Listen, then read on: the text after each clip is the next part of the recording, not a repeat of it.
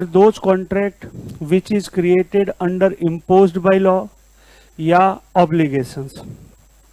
फिर हमने बताया होगा obligations का मतलब imposed by law का मतलब when one party rendered voluntary service। Okay बेटा, voluntary service with expecting to receive consideration।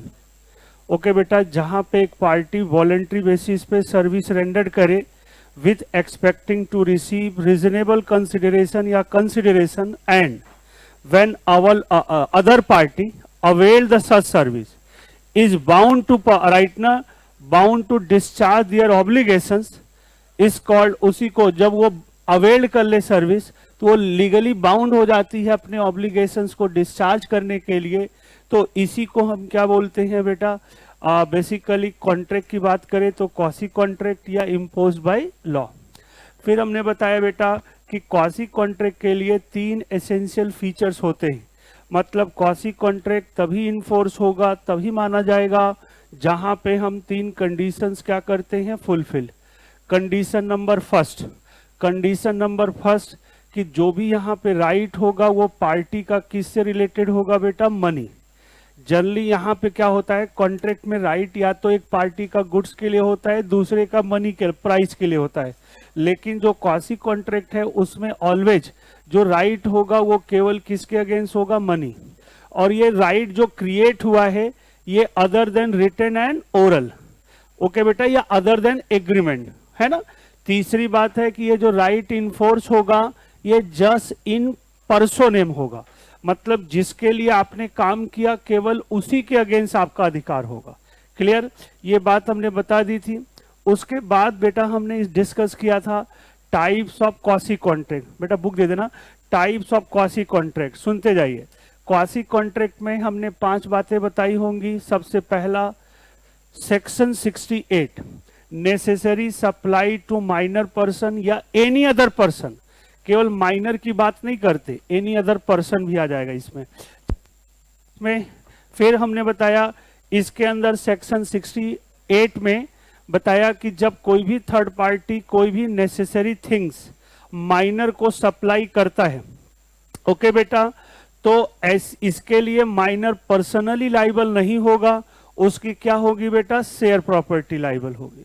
दूसरी बात, माइनर के पेरेंट्स या माइनर जब attaining majority, after attaining majority के बाद इस डेप्ट के लिए लाइबल नहीं होगा, राइट बेटा। फिर बताया था नेसेसरी सप्लाई का मतलब 4 खर्चे। फिर हमने बताया था नेसेसरी जो है वो माइनर के स्टेटस पे डिपेंड करता है। क्लियर, मतलब जो सप्लाई की गई है इसके पहले वो माइनर के पास नहीं होनी चाहिए, बस सिंपल सी बात। क्लियर है बेटा। फिर हमने बताया इसके बाद सेक्शन 69 प्रैक्टिकल एस्पेक्ट से बहुत इंपॉर्टेंट पॉइंट है। Section 69 payment by an interested person. इसका मतलब है कि जहां पे कोई भी राइट ना पेमेंट, कोई भी जो डेप्ट है या कोई भी पेमेंट इंटरेस्टेड पर्सन, मतलब कोई एक पर्सन पेमेंट करने के लिए इंटरेस्टेड है, जो कि जो डेप्ट है वो लॉफुल दूसरे का डेप्ट है ना बेटा, और उसको वो पे कर देता है, तो ऐसे केस में वो इंटाइटल होगा जिसके बिहाफ में उसने पेमेंट किया, उससे क्या करने का, रिकवर करने के लिए। सेक्शन 70 इम्पोज्ड बाय लॉ ही पूरा है। Non gratuitous act, non gratuitous act का कॉन्सेप्ट कब होता है, जब कोई भी एक पार्टी वॉलेंट्री सर्विस करे with expecting to receive consideration, पहली बात। दूसरी बात, जो सर्विस होनी चाहिए शुड बी लॉफुल।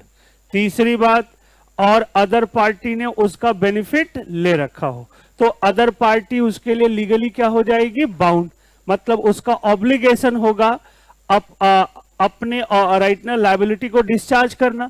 तो ऑब्लिगेशन को ही हम क्या बोलेंगे बेटा, क्वासी कॉन्ट्रैक्ट। ये भी हमने बता दिया सेक्शन 70।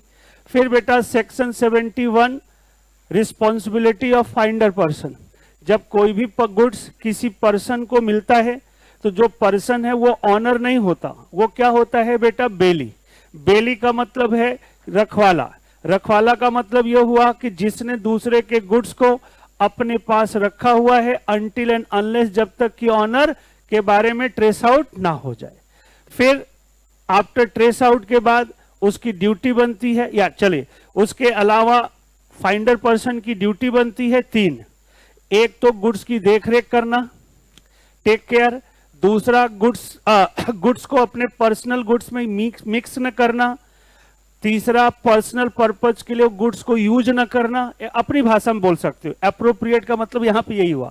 ओके, चौथी बात, और ट्रेस आउट होने के बाद गुड्स को क्या कर देना बेटा, रिटर्न कर देना। ये 4 होती है, राइट।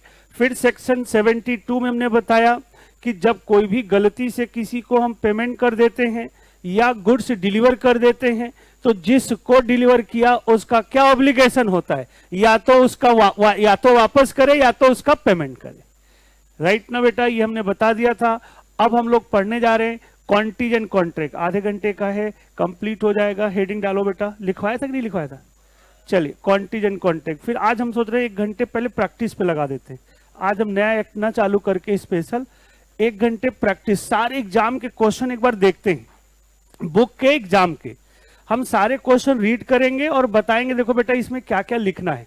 अब देखो बेटा, घर पे लिखने की ड्यूटी आपकी है। अब तो लिखने तो सबको आ ही गया है, हमको लग रहा है 90 क्या 95% लोग को आ गया है। अब 5% जब पढ़ते ही नहीं तो उसमें हम क्या कर सकते हैं, उसमें मेरा कोई कंट्रोल नहीं। देखो बेटा, देखो ये किस बच्चे की कॉपी है, खूब पढ़ता है इसने, खूब। किसका है भाई ये, किसकी कॉपी है? क्या बात है।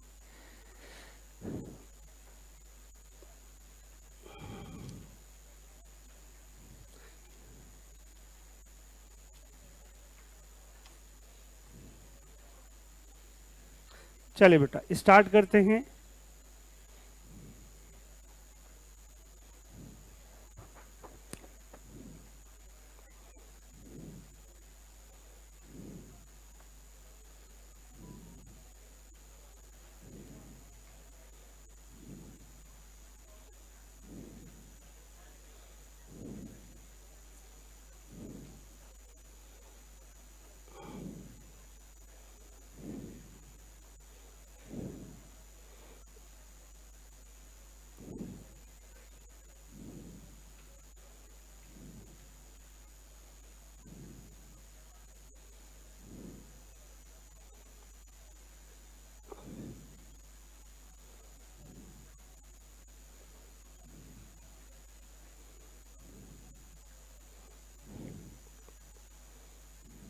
या नॉट टू डू,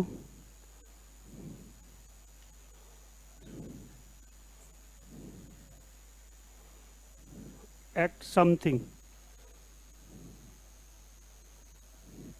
बेटा बातें नहीं। If some event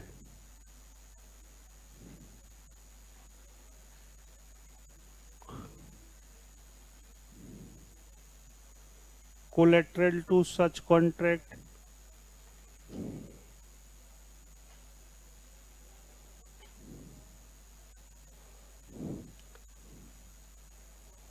does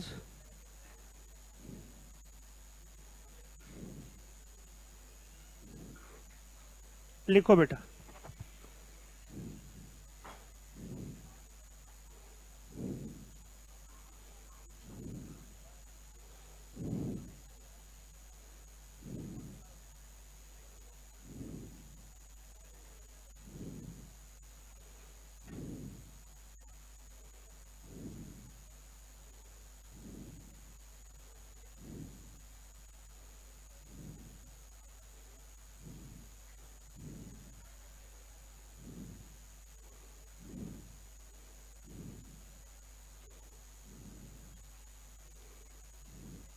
make promise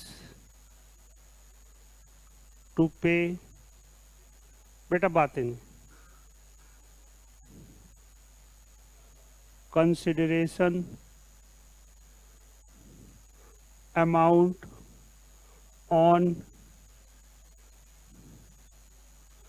uncertain event for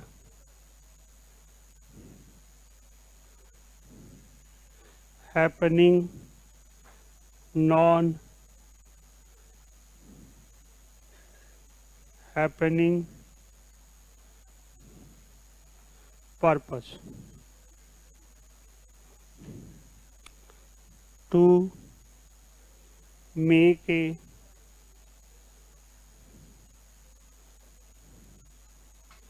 contingent contract,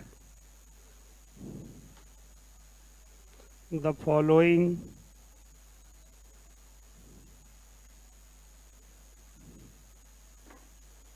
point to be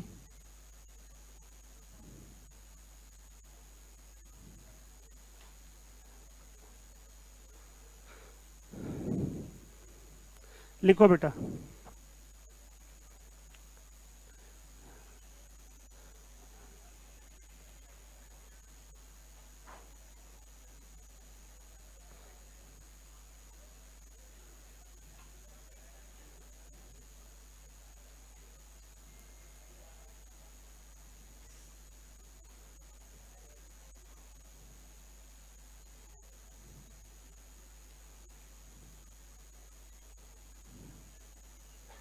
Contract depend upon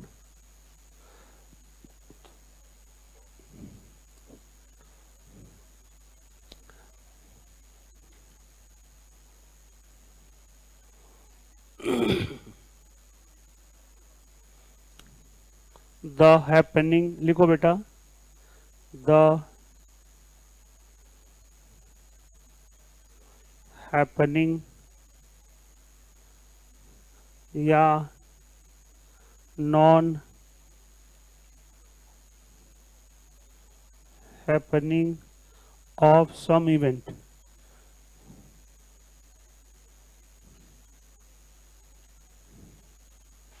दूसरी बात,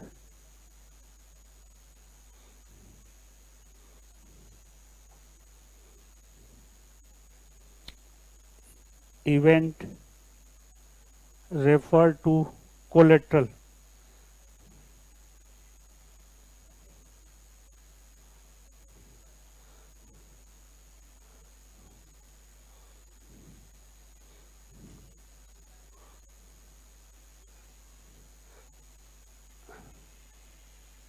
refer to as collateral to contract।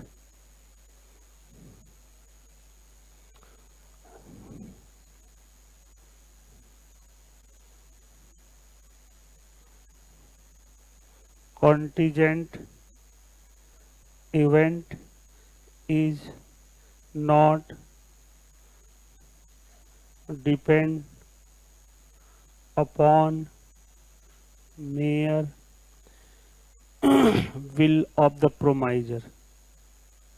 will मतलब इच्छा, of the promiser। next point, the event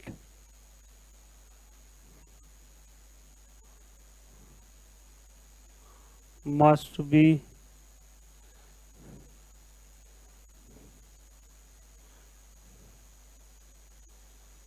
uncertain, like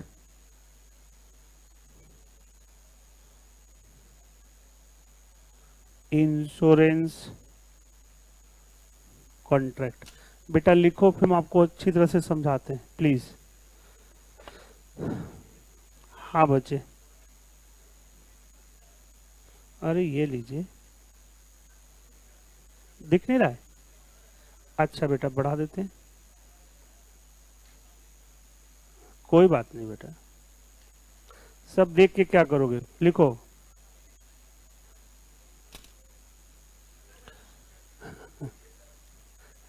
आप लोग गलत समझ लेते यार।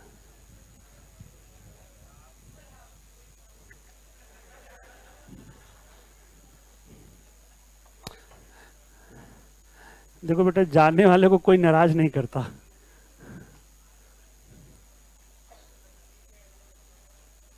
मैक्सिमम 5-7 दिन क्लास। अच्छा बेटा, इस संडे को क्लास रखेंगे, है ना? हम सोच रहे 30 तक पूरा कंप्लीट कर दिया जाए, इससे घर पे पढ़ने के लिए आपको टाइम मिल जाएगा। तो एक संडे, कल परसों संडे है ना बेटा, 4 घंटे क्लास रखेंगे, पूरा मेकअप हो जाएगा। बीच में ब्रेक करेंगे, जैसे पढ़ रहे हैं वैसे पढ़ेंगे, आगे बढ़ेंगे।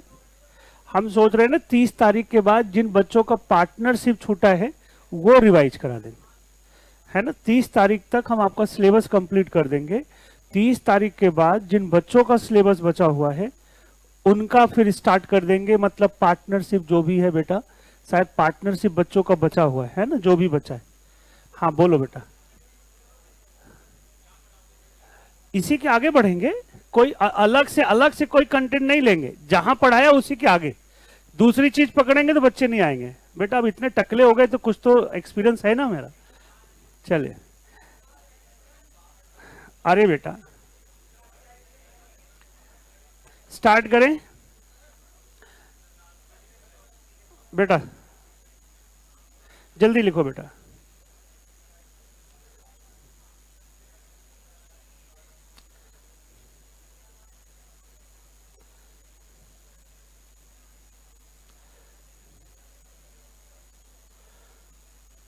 बेटा इसी का कहीं कहीं बेनिफिट हो जाता है, एक का मैच्योरिटी दिखती है ना।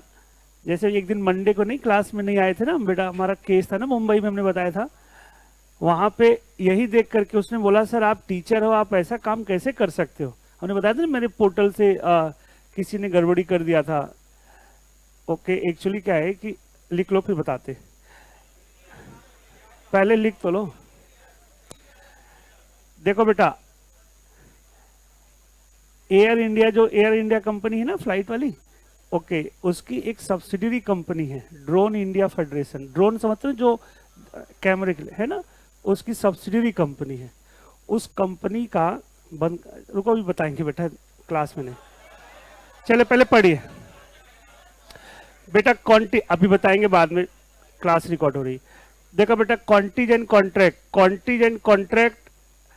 कॉन्ट्रैक्ट का हम बात करें तो कॉन्टीजेंट कॉन्ट्रैक्ट के अंदर देखो हमने क्या लिखा है। एक लाइन में ये समझने के लिए आपको एक बात याद रखनी है, इंश्योरेंस कॉन्ट्रैक्ट। कॉन्टीजेंट कॉन्ट्रैक्ट का मतलब एक लाइन में क्या होता है, इंश्योरेंस कॉन्ट्रैक्ट। लेकिन हमें लिखना है तो देखो बेटा, पहले तो हम बुक की लैंग्वेज देखते हैं क्या लिखा हुआ है, समझाना चाह रहे हैं।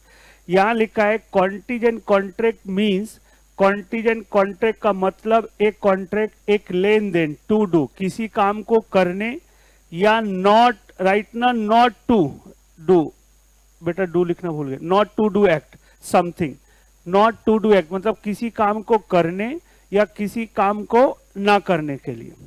मतलब जहां पे ऐसा लेन देन जो किसी काम को करने या ना करने, इफ सम इवेंट, जिसमें कि कुछ event collateral to such contract, मतलब उस कॉन्ट्रैक्ट से रिलेटेड जो कोलेट्रल कॉन्ट्रैक्ट नहीं जो आप पढ़ते हैं, अभी सब बताएंगे। कोलेट्रल का मतलब यहां पे होता है जिस पर्पज के लिए, जैसे इंश्योरेंस हम जिस पर्पज के लिए करते हैं बेटा, वो पर्पज हैपन हो गया तब तो हम कंपनसेशन के लिए इंटाइटल होंगे, और वो चीज हैपन नहीं हुआ तो क्या हम कंपनसेशन ले सकते हैं? बोलो बेटा। जैसे हमने अपना हेल्थ इंश्योरेंस कराया, 1 साल के लिए प्रीमियम हमने पे कर दिया, जो भी 10 लाख की पॉलिसी ली, हमने प्रीमियम पे कर दिया। इंश्योरेंस कंपनी ने, अभी लिखेंगे भी, इंश्योरेंस कंपनी ने प्रॉमिस कर लिया। हेल्थ इंश्योरेंस क्या होता है कि अगले 1 साल के अंदर आप बीमार होते हैं, हॉस्पिटलाइज होते हैं, तो उससे रिलेटेड जो भी आप रिम्बर्समेंट करेंगे मेडिकल में 10 लाख रुपए तक उसका कंपनी रिम्बर्समेंट करेगी। अब जरा सोचो बेटा, जो हमने 10 लाख की पॉलिसी ली उसका प्रीमियम बना 17,000 रुपए, हमने 17,000 इंश्योरेंस कंपनी को दे दिया। अब यहां पे इंश्योरेंस कंपनी ने रिस्क लिया, 17,000 लेकर के 10 लाख के लिए प्रॉमिस कर लिया। अब बेटा अगले 1 साल के अंदर हमें कुछ भी नहीं हुआ, मतलब हम बीमार नहीं हुए, हम हॉस्पिटलाइज नहीं हुए, तो बताइए क्या जो हमने प्रीमियम दे रखा है वापस ले सकते हैं क्या? नहीं। लेकिन इफ हमें कुछ हो गया, हम हॉस्पिटलाइज हो गए और वहां पे हमारा 2 लाख रुपए खर्च हो गया, तो फिर इसका मतलब वो इवेंट क्या हो गया, हैपन, तो हम 2 लाख रुपए क्या कर सकते हैं, क्लेम। तो कोलेट्रल का मतलब यही होता है, देयर आर 2 सिचुएशन, जहां पे 2 सिचुएशन है, एक जिस पर्पज के लिए प्रॉमिस किया गया वो चीज हैपन हो जाए या हैपन ना हो। हैपन हो गया तब तो भाई कंपनसेशन मिलेगा, हैपन नहीं हुआ तो कॉन्ट्रैक्ट खत्म। तो यही लिखा है कि collateral to such contract, does मतलब हो जाता है या डज नहीं, डज नॉट हैपन, वो हैपन हो जाए या हैपन ना हो, मतलब हैपन हो जाएगा तब तुम्हें कंपनसेशन के लिए इंटाइटल होंगे, और नहीं होगा अभी हम लिखेंगे नहीं इंटाइटल होंगे। तो ये तो बुक की लैंग्वेज है, एज इट इज हमने कॉपी कर दी, लेकिन ये नहीं समझ में आता है तो ये चीज लिख सकते हो। इधर देखिए क्या लिखा, contingent contract means when a party make promise to, अरे यार मेरा दिमाग कहां रहता है, पे कंसिडरेशन अमाउंट, यहां पे लिखा है, पे लिखो बेटा, मेन चीज तो लिखोगे नहीं तो बेटा, यहां पे लिखा है कि when a party make promise to pay consideration amount, जब एक पार्टी कंसिडरेशन, अच्छा बेटा कंसिडरेशन का मतलब समझते हो ना, समथिंग इन रिटर्न। अब समथिंग इन रिटर्न का मतलब जब हमने कुछ रिसीव किया होगा उसके बदले में प्रॉमिस करें, तो यहां पे पार्टी का मतलब यहां पे किसकी बात की जा रही है, इंश्योरेंस कंपनी। देखो बेटा इंश्योरेंस कंपनी 10 लाख की पॉलिसी के लिए तभी प्रॉमिस करेगी ना जब उसे आप क्या करोगे, प्रीमियम दोगे। आगे बात यहां पे लिखा है कि जब एक पार्टी प्रॉमिस करे कंसिडरेशन अमाउंट पे करने के लिए किसी अनसर्टेन इवेंट, अनसर्टेन बताओ जरा बेटा, बीमारी होना ना होना क्या पक्का है क्या, अनसर्टेन है, अनसर्टेन इवेंट के क्या हैपनिंग या क्या लिखा है नॉन हैपनिंग, तो उसी को हम क्या बोलते हैं, कॉन्टीजेंट कॉन्ट्रैक्ट। एक लाइन में जैसे कुछ नहीं याद है तो कॉन्टीजेंट कॉन्ट्रैक्ट का मतलब ऐसा कॉन्ट्रैक्ट जिसमें एक पार्टी प्रॉमिस करती है कंसिडरेशन अमाउंट पे करने के लिए किसी भी फ्यूचर के अनसर्टेन इवेंट के हैपनिंग या नॉन हैपनिंग, ऐसे समझ लो। ओके बेटा, ये बुक की लैंग्वेज नहीं समझ में आए तो बुक में भी वही मतलब है लेकिन थोड़ा सा टेक्निकल वर्ड है। यहां देखो वही मतलब है, contingent contract means a contract to do या not to do act something, मतलब ऐसा कॉन्ट्रैक्ट जो किसी काम को करने के लिए या ना करने के लिए किया जाए। इफ सम इवेंट मतलब उस कॉन्ट्रैक्ट के अंदर जो इवेंट है, कोलेटरल टू सच कॉन्ट्रैक्ट मतलब जिससे रिलेटेड किया गया है वो हैपन हो जाए या हैपन ना हो, मतलब वही है जो हमने सिंपल लिखवाया। फिर हमने और सिंपल करा दिया, इसमें लिखा कि to make a contingent contract the following point to be required, मतलब कॉन्टीजेंट कॉन्ट्रैक्ट तभी माना जाएगा, इंश्योरेंस कॉन्ट्रैक्ट तभी माना जाएगा जब हम ये 4 कंडीशंस क्या करेंगे, फुलफिल करेंगे। पहला, दूसरा, तीसरा और चौथा। पहला क्या है, जो performance of contingent contract depend upon happening या नॉन हैपनिंग। अभी पढ़ेंगे बेटा, कॉन्टीजेंट कॉन्ट्रैक्ट करने के वैसे तो 6 तरीके होते, 6 टाइप होते, अभी रूल पढ़ेंगे, लेकिन बेस जो होता है या तो हैपनिंग पर्पज के लिए किया जाता है या तो किसके लिए किया जाता है, नॉन हैपनिंग। मतलब एक तो पहला इसने बोला कि भाई जो कॉन्टीजेंट कॉन्ट्रैक्ट का परफॉर्मेंस है वो डिपेंड करता है हैपनिंग या non happening of some event, मतलब कोई इवेंट होता है जैसे बीमारी होना, मतलब ये जो इवेंट है वो हैपन होने पे या नहीं हैपन हो के परफॉर्मेंस के बेसिस किया जाता है। दूसरा, इवेंट रेफर टू द क्या लिखा है, कोलेट्रल, वही ऊपर, कोलेट्रल टू कॉन्ट्रैक्ट का मतलब भाई हैपन होगा या हैपन नहीं होगा। इफ हैपन हुआ तो भाई कंपनसेशन मिलेगा, नहीं हुआ तो नहीं मिलेगा। ओके, आगे लिखा contingent event is not depend upon mere will of the promisor. देखो बेटा, जब हम कॉन्ट्रैक्ट करते हैं दो पार्टी के बीच में तो वहां पे प्रोमाइजर का कंट्रोल होता है परफॉर्मेंस पे, प्रोमेजी का कंट्रोल होता है कंसिडरेशन पे। जैसे टॉपर और आपके बीच में कॉन्ट्रैक्ट हुआ है तो टॉपर का कंट्रोल है परफॉर्मेंस पे, सर्विस पे, कि भाई टॉपर उस तरह का सर्विस दे रहा है, और आपका कंट्रोल है पेमेंट पे, क्योंकि आप यहां पढ़ने तभी आए, मेंटली तैयार होकर के फीस लगेगी और हमें देना है। क्लियर? लेकिन जो कॉन्टीजेंट कॉन्ट्रैक्ट में जो प्रोमाइजर होता है, जिस पर्पज के लिए प्रॉमिस किया उस पे उसका कंट्रोल नहीं हो। ऐसा नहीं कि इंश्योरेंस कंपनी ने हम 10 लाख की पॉलिसी रिंबर्समेंट करेंगे तो क्या इंश्योरेंस कंपनी का कंट्रोल है क्या मेरी बीमारी पे कि ऐसा कुछ कर दे, जादू कर दे, हम बीमार ना हो, हॉस्पिटलाइज ना हो, हमारा एक्सीडेंट ना हो, ऐसा हो सकता है क्या? उसके विल पे चलेगा क्या है? नहीं। तो इसका मतलब ये भी हो गया। चौथी बात, नेक्स्ट चौथी बात क्या लिखा है, इवेंट मस्ट भी क्या होना चाहिए बेटा, आंसर।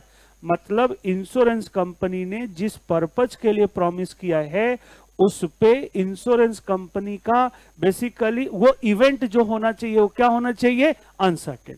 अनसर्टेन का मतलब पक्का नहीं है, वो हो भी सकता है और नहीं भी हो सकता। अब एक बार बेटा देखो, हमने 4 बातें बताई, अब हम एक क्वेश्चन कराने जा रहे हैं।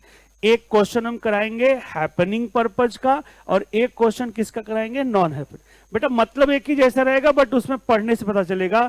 एक में पढ़ने से ये होगा कि इफ ये चीज हैपन होगी तब पैसा मिलेगा, एक में लिखा होगा नहीं होगा तो पैसा मिलेगा। मतलब है तो वही इंश्योरेंस वाला, लेकिन लैंग्वेज चेंज हो जाएगा। अब हम एक एक करके बताने जा रहे हैं। हमने बताया कि इंश्योरेंस कंपनी से रिलेटेड जो कॉन्ट्रैक्ट होता है, उस कॉन्ट्रैक्ट में इंश्योरेंस कॉन्ट्रैक्ट या कॉन्टीजेंट कॉन्ट्रैक्ट तभी माना जाएगा जब हम 4 कंडीशंस क्या करते हैं, सेटिस्फाई। पहला, कॉन्टीजेंट कॉन्ट्रैक्ट का जो परफॉर्मेंस होता है वो किस पे डिपेंड होता है, हैपनिंग या। दूसरी बात हमने बताया कि ये जो इवेंट होता है ये किसको रेफर करता है, टू द कोलेट्रल, राइट ना, to as collateral to contract. Collateral का मतलब हमने बता दिया, पर्पज हैपन कंप्लीट हुआ तो इंटाइट वैलिड होगा, नहीं हुआ तो वाइड। इसके अलावा तीसरा, और ये किसके विल पे डिपेंड नहीं करता, प्रोमाइजर। और ये क्या होता है बेटा, अनसर्टेन। जैसे एक क्वेश्चन लेके चलते हैं, जैसे हम एज्यूम करते हैं कि एक मिस्टर एक्स है, राइट। अब हमने लेट सपोज इन्होंने अपनी हेल्थ इंश्योरेंस पॉलिसी ली, या छोड़ो जनरल इंश्योरेंस। अब आप बोलेंगे जनरल इंश्योरेंस हेल्थ इंश्योरेंस में क्या फर्क है, कोई बच्चा बता सकता है?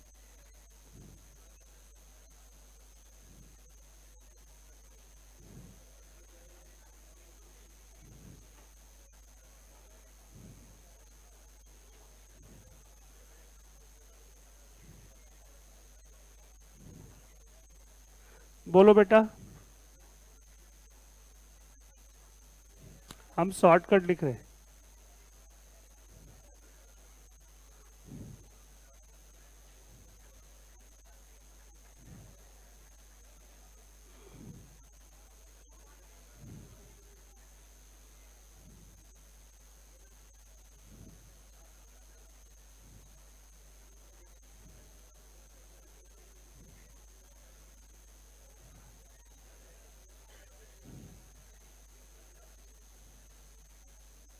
देखो बेटा, इंश्योरेंस 3 तरह का होता है, पहले समझ लो।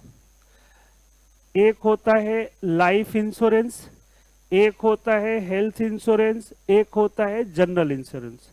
लाइफ इंश्योरेंस जैसे हम लोग का जो होता है LIC, समझते हैं ना बेटा, लाइफ इंश्योरेंस। ये लाइफ इंश्योरेंस होता है जो इन्वेस्टमेंट पर्पज के लिए हम लोग प्रीमियम जमा करते हैं, मैच्योरिटी के बाद वो पैसा मिलता है, या पार्टी की डेथ हो गई तो पूरा पैसा, उसे हम लाइफ इंश्योरेंस बोलते हैं। पहली बात clear. Health insurance medical treatment के लिए होता है। जनरल इंश्योरेंस थिंग्स के लिए होता है, नॉन लिविंग थिंग्स। मतलब कोई एसेट्स है, कोई चीज, मोबाइल है, ज्वेलरी है, मकान है, इसके गाड़ी है, इसके लिए जब हम इंश्योरेंस कराते हैं तो उसे हम क्या वर्ड यूज करते हैं, जनरल। अब जैसे एक्स के पास एक कार है, अब ये कार का इन्होंने फॉर 1 ईयर के लिए, 1 ईयर के लिए इन्होंने अपनी गाड़ी का इंश्योरेंस कराया, और जो भी प्रीमियम बना, प्रीमियम उसने क्या किया बेटा, मैक्स इंश्योरेंस कंपनी को, कंपनी का नाम था इंश्योरेंस कंपनी का मैक्स इंश्योरेंस कंपनी, उसे पे कर दिया। उसने गाड़ी सेकेंड हैंड कार थी, उसका वैल्यूएशन कितना किया बेटा, 10 लाख। मतलब 10 लाख का इंश्योरेंस किया, और 10 लाख की इंश्योरेंस के बदले में जो भी प्रीमियम अमाउंट बना वो प्रीमियम उसने क्या कर दिया बेटा, पे कर दिया। क्लियर। अब आगे लिखा हुआ है कि जैसे ड्यूरिंग पीरियड, मतलब उस साल। ओके बेटा,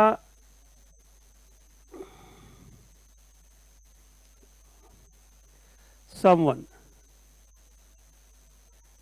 किसी ने चोरी कर लिया था। अब क्वेश्चन नंबर पहला है कि can X have right to claim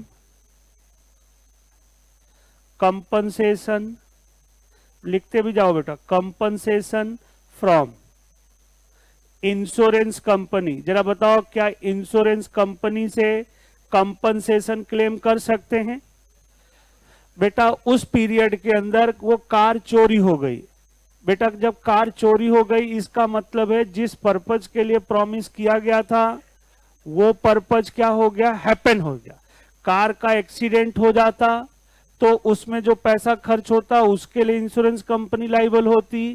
car चोरी हो गई तो पूरे अमाउंट के लिए लाइबल होगी, राइट ना। तो क्या वो इंटाइटल होगा? Answer yes. यहां पे आंसर यस, यहां लिखेंगे कोलेट्रल इवेंट इज हैपेंड।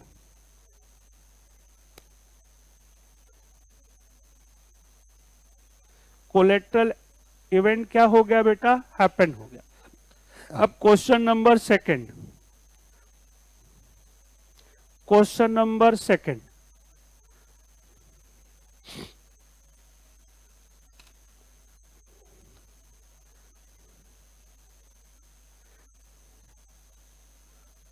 दूसरा, can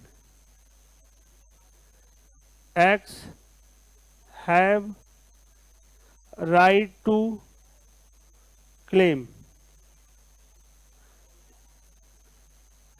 compensation from insurance company if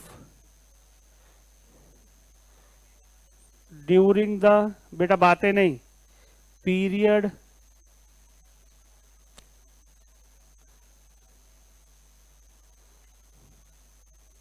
not stolen and yeah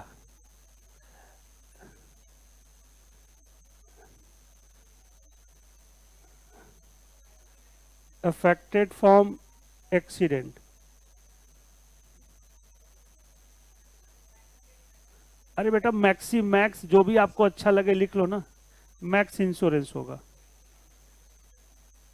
maxi कहां लिखा हुआ है? ऊपर बिंदी लग गया इसलिए। बेटा गलती सर की पकड़ते हो, अच्छाई नहीं पकड़ते हो। पकड़ो, जल्दी पढ़ो बेटा, बातें नहीं। चलिए,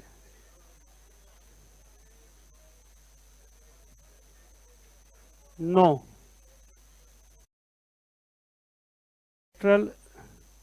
इवेंट इज नॉट हैपेंड। बेटा बातें नहीं लिखिए, एक ही क्वेश्चन में दो बातें।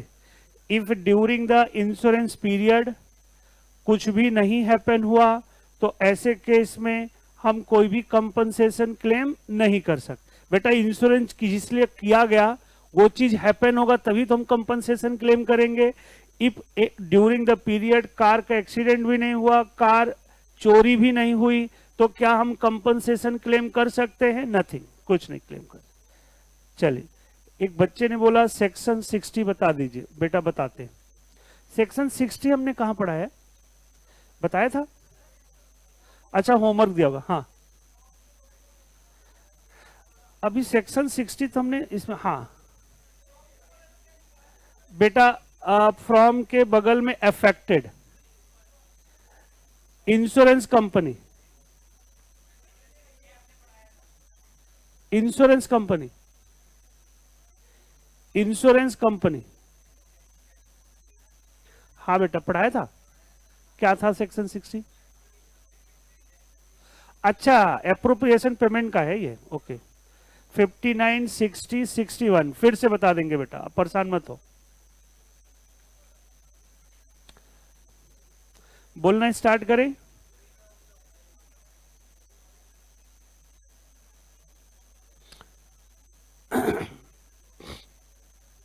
स्पीड बढ़ाओ बेटा। अच्छा अब ये जो एग्जाम्पल हो गया, ये एग्जाम्पल हो गया हैपनिंग पर्पज।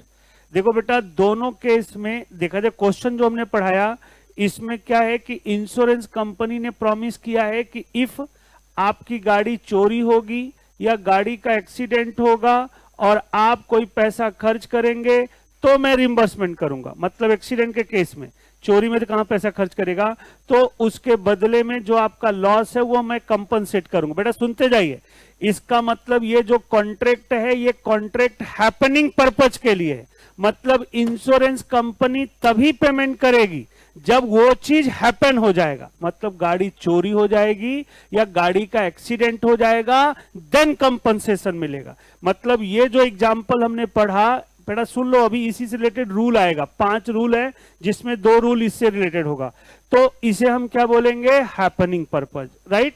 अब हम एक एग्जांपल बताने जा रहे हैं, कॉन्टीजेंट कॉन्ट्रैक्ट और किस पर्पज के लिए होता है, नॉन है, लिखा था ना टू डू एक्ट या not to do act something, याद है ना। तो एक हो गया हैपनिंग, अब एक है बेटा नॉन हैपनिंग का एग्जांपल देते हैं, फिर हम आपको समझाते हैं रूल्स। स्टार्ट करें, ये तो समझ में आ गया क्वेश्चन का आंसर भी समझ में आ गया। ओके बेटा, कोलेट्रल इवेंट मतलब यहां पे देखो कोलेट्रल इवेंट हैपन हो गया तो कॉन्ट्रैक्ट क्या हो गया, वैलिड, हम क्लेम कर सकते हैं। इसमें हमने कोई भी इवेंट हैपन नहीं हुआ, कॉन्ट्रैक्ट क्या हो गया, वाइड। ओके बेटा, अब दूसरा क्वेश्चन, जैसे दूसरा क्वेश्चन एज्यूम करते हैं कि एक एक्स लिमिटेड कंपनी है, अब इसके अब बेटा मेरे आता नहीं है, एक शिप है, अब ये शिप कहां पे, अरे डूबती हुई जो भी है समझ, अरे भाई सुन तो लो यार, आगे देखो। अब जैसे ये शिप कहां पे जा रही है, यूएसए, आउटसाइड इंडिया।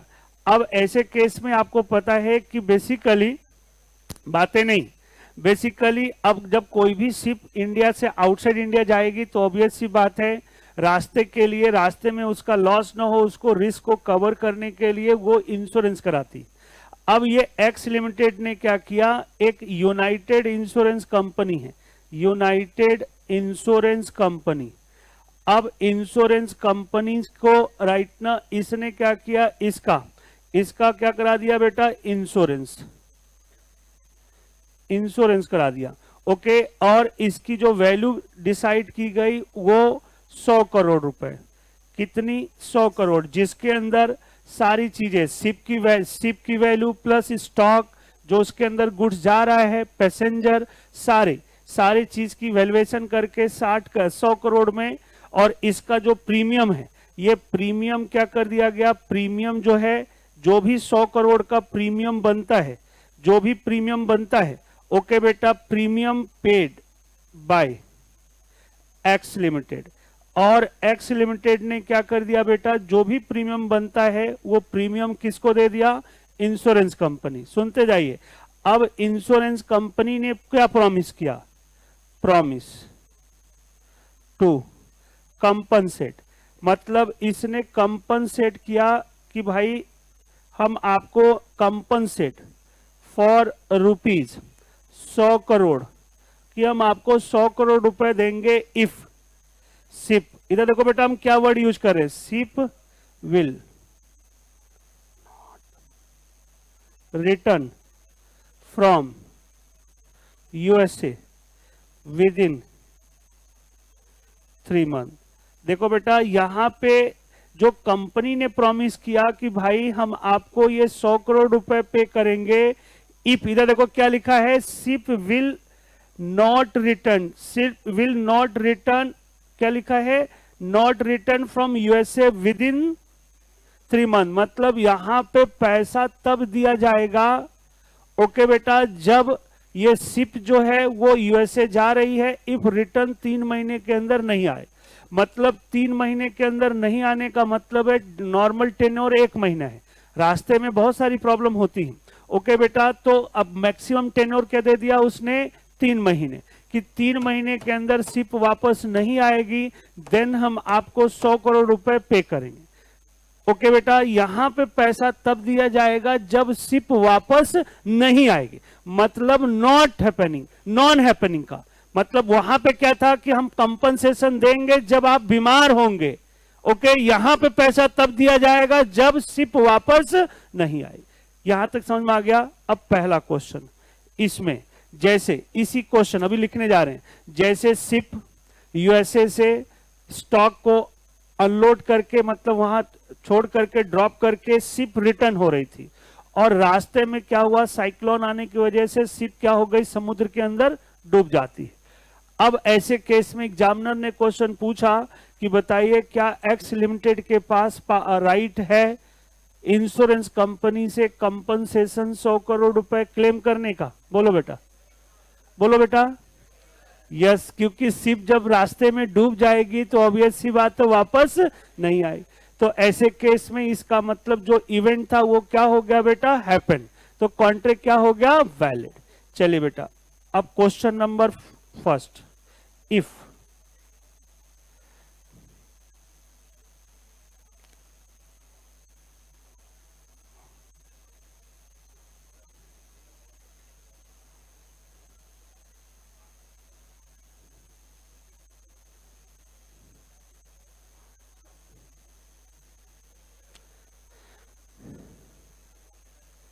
चलो बेटा,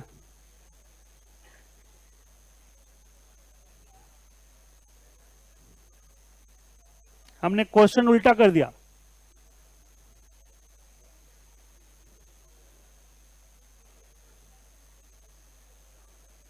देखो बेटा, अब बताओ इसका आंसर। नो कोलेट्रल इवेंट क्या हुआ?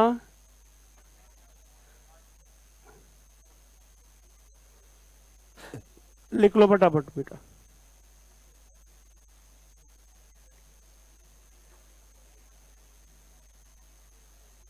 लिखिए बेटा, बातें नहीं,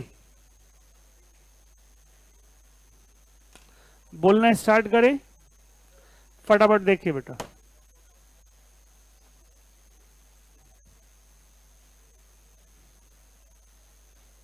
बेटा दोनों में डिफरेंस समझ में आ रहा है आपको? एक में नॉन नॉट हैपनिंग में, देखो ये नॉट हैपनिंग का एग्जांपल हो गया, नॉन हैपनिंग का पहला क्या था? हैपनिंग। दोनों में हाँ बोलो बेटा, हाँ बोलो बोलो। अच्छा बेटा, यहां पे तो सिप, जब सिप वापस आ गया, जब सिप वापस आ गया तो यहां पे ऑब्वियस सी बात है, इसका मतलब कोलेट्रल इवेंट तो हैपन हुआ ही नहीं। बेटा सब की है, सिप की है लाइव स्टॉक, सिप भी है उसमें, स्टॉक भी है, पैसेंजर है, सबका वैल्यूएशन। हाँ हाँ। तो बेटा ये देखो, इसीलिए तो हमने बोला ना कि सिप वापस आ गई।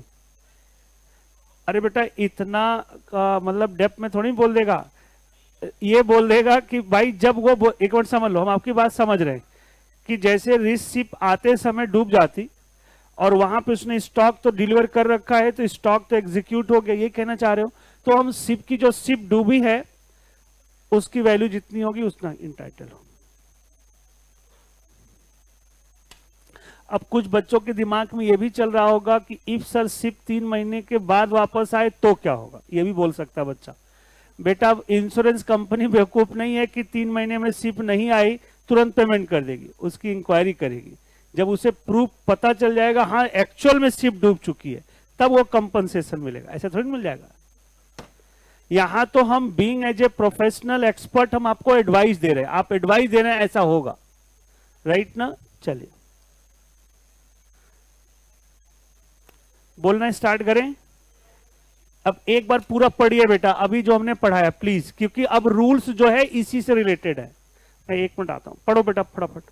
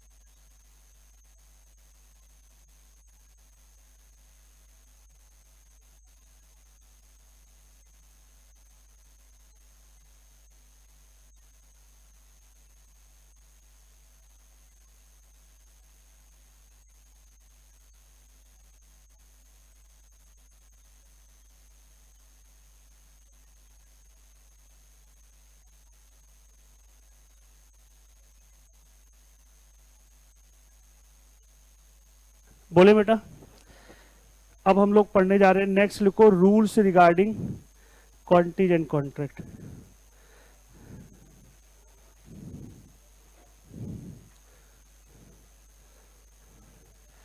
अच्छा, एक बच्चे ने बोला कि सर कैसे पता चला सर कोई इवेंट कोलेटरल टू कॉन्ट्रैक्ट है, कैसे पता होगा? अरे बेटा, जिस पर्पज के लिए किया गया वो चीज हैपन हो गया, इसका मतलब collateral to such contract happen हो गया। हैपन नहीं हुआ तो मेन तो कोलेटरल ही होता है बेटा। चले, अब आप लिखिए इसके बाद रूल्स रिगार्डिंग कंसिडरेशन, वैसे इसमें लिखा जो बुक में लिखा वही लिखते हैं, इसी के बाद लिखो फिर रूल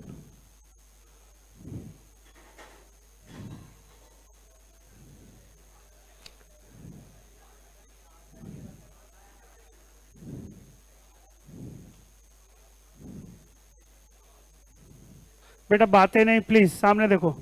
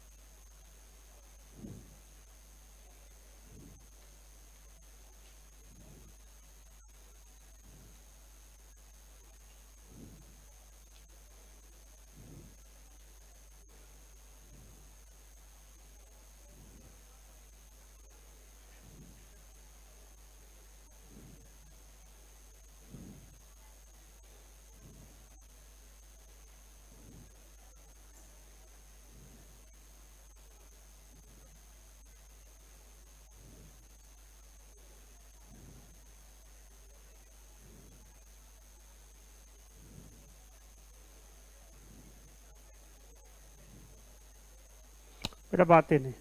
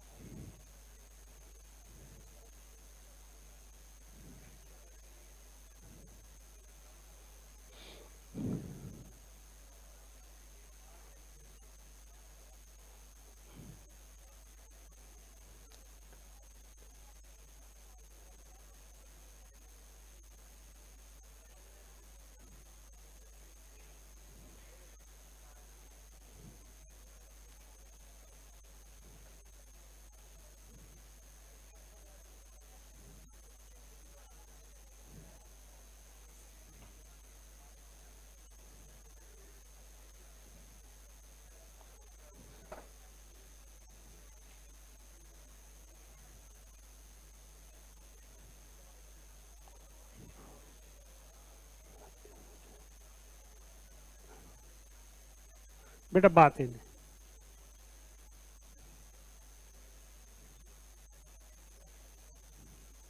हम बुक की लैंग्वेज लिख देते हैं, फिर आपको अपने सिंपल लैंग्वेज समझाएंगे।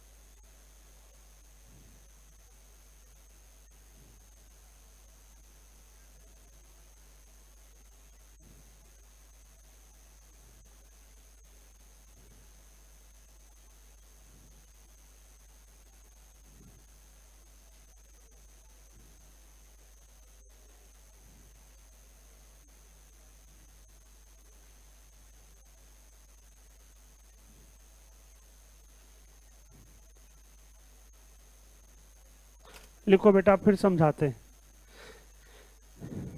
बेटा इसमें आपके बुक में 2 पॉइंट दे रखा था, हमने हैपनिंग अलग था, नॉन हैपनिंग, बस यही डिफरेंस था, हमने एक साथ ही लिख दिया, दोनों का सेक्शन सेम था।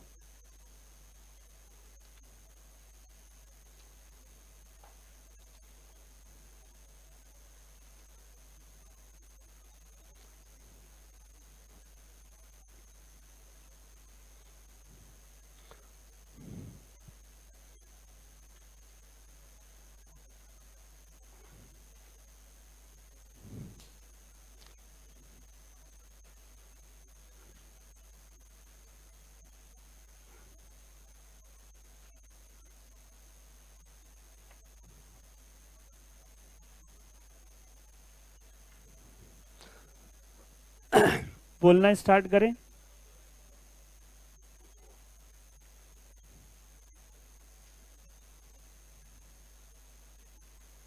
लिखिए बेटा, फटाफट लिखो।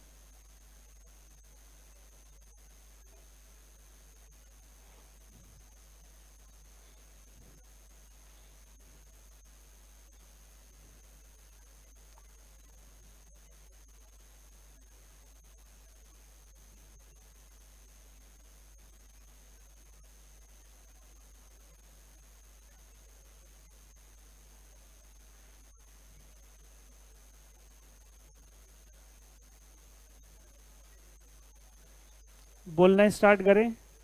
बच्चे बेटा सामने देखो, अब हम लोग ये पढ़ने जा रहे हैं कि, लिखो फटाफट लिखो बेटा, ये बुक का हेडिंग हमने कॉपी किया है, हमने कुछ अलग से थोड़ी लिखा है। बोले देखो, अब हम लोग ये पढ़ने जा रहे हैं कि जो कॉन्टीजेंट कॉन्ट्रैक्ट है उसके रूल्स, रूल्स का मतलब एक लाइन में समझना है तो कॉन्टीजेंट कॉन्ट्रैक्ट कितने तरीकों से क्रिएट हो सकता है, मतलब कौन कौन से ऐसे केस हैं जिसे हम कॉन्टीजेंट कॉन्ट्रैक्ट डिनोट कर सकते हैं।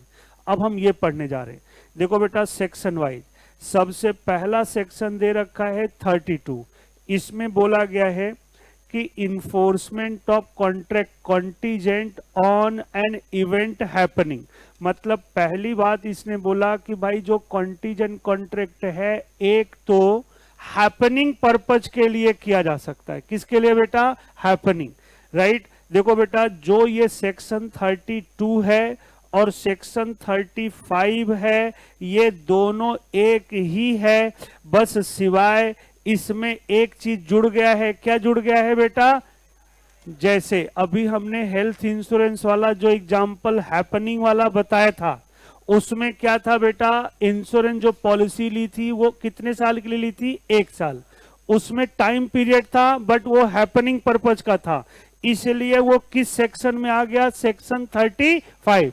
लेकिन वहीं पे जैसे हमने हेल्थ इंश्योरेंस लिया होता विदाउट टाइम लिमिट मेंशन ना हो, कुछ ऐसे भी इंश्योरेंस होते हैं जिसमें टाइम मेंशन नहीं होता। जैसे एग्जांपल देखो बेटा, जैसे हम कोई भी जब एग्रीकल्चर काम करते हैं तो वहां पे क्या होता है, प्रोसेसिंग कराने के बाद, प्रोसेसिंग होने के बाद क्या होता है, जो अनाज होता है वो क्या होता है बेटा कि एक ओपन फील्ड में रख दिया जाता है बहुत सारा इकट्ठा करके, है ना। अब वो चोरी ना हो या डिस्ट्रॉय ना हो, इसके लिए इंश्योरेंस करा दिया जाता है कि भाई ये बेसिकली लॉस होगा, डैमेज होगा, उसके बदले में प्रीमियम दे देते हैं, और लॉस या डैमेज होगा तो इंश्योरेंस कंपनी उसको क्या करती है बेटा? कंपनसेट करती है, जिसमें टाइम मेंशन नहीं होता। ओके बेटा, जब टाइम मेंशन नहीं है तो वो सेक्शन किस में आ जाएगा? 32, happening purpose but without time limit, तब वो सेक्शन 32 को डील करेगा। लेकिन हैपनिंग पर्पज के लिए किया जाए और टाइम लिमिट के साथ किया जाए तब वो किस में आ जाएगा? सेक्शन 35 में। ये देखो हमने पढ़ा चुके हैं आपको, दोनों चीज पहले एग्जांपल बता दिया। फिर दूसरा बोल रहा है कि कॉन्टीजेंट कॉन्ट्रैक्ट और कैसे इन्फोर्स हो सकता है, जब वो किस पर्पज के लिए किया जाए? Non happening. बेटा जो सिप वाला एग्जांपल दिया था वो किसका था? Non happening. अब नॉन हैपनिंग में जो हमने लिखा था कि विद इन 3 मंथ के अंदर वापस आएगा तब पैसा मिलेगा, इसलिए वो किस में चला गया? सेक्शन 35 में। इफ वो विद इन 3 मंथ को हम हटा दें, बाकी सब कुछ क्वेश्चन सेम रखें, तब वो किस में जाएगा? 33, 32 नहीं 33। यहां नॉन हैपनिंग देखो 33 है, क्लियर हो गया बेटा? मतलब हम आपको ये बताना चाह रहे हैं, फिर समझ लो कि कॉन्टीजेंट कॉन्ट्रैक्ट कितने तरीकों से क्रिएट हो सकता है। एक तो हैपनिंग पर्पज के अकॉर्डिंग क्रिएट हो सकता है, एक नॉन हैपनिंग पर्पज के थ्रू क्रिएट हो सकता है, तीसरा हैपनिंग या non happening with specific time period के लिए हैपन हो सकता है। 3 रूल समझ में आ गया। चौथा रूल, और इसको बेटा ये तो बुक की लैंग्वेज है, इस लाइन का मतलब है और कॉन्टीजेंट कॉन्ट्रैक्ट किसी लिविंग पर्सन पे, लिविंग का मतलब नेचुरल जैसे हम आप है ना, इन पे भी डिपेंड करता है। वो चाहे तो कॉन्ट्रैक्ट परफॉर्म हो सकता है, वो चाहे तो कॉन्ट्रैक्ट परफॉर्म नहीं।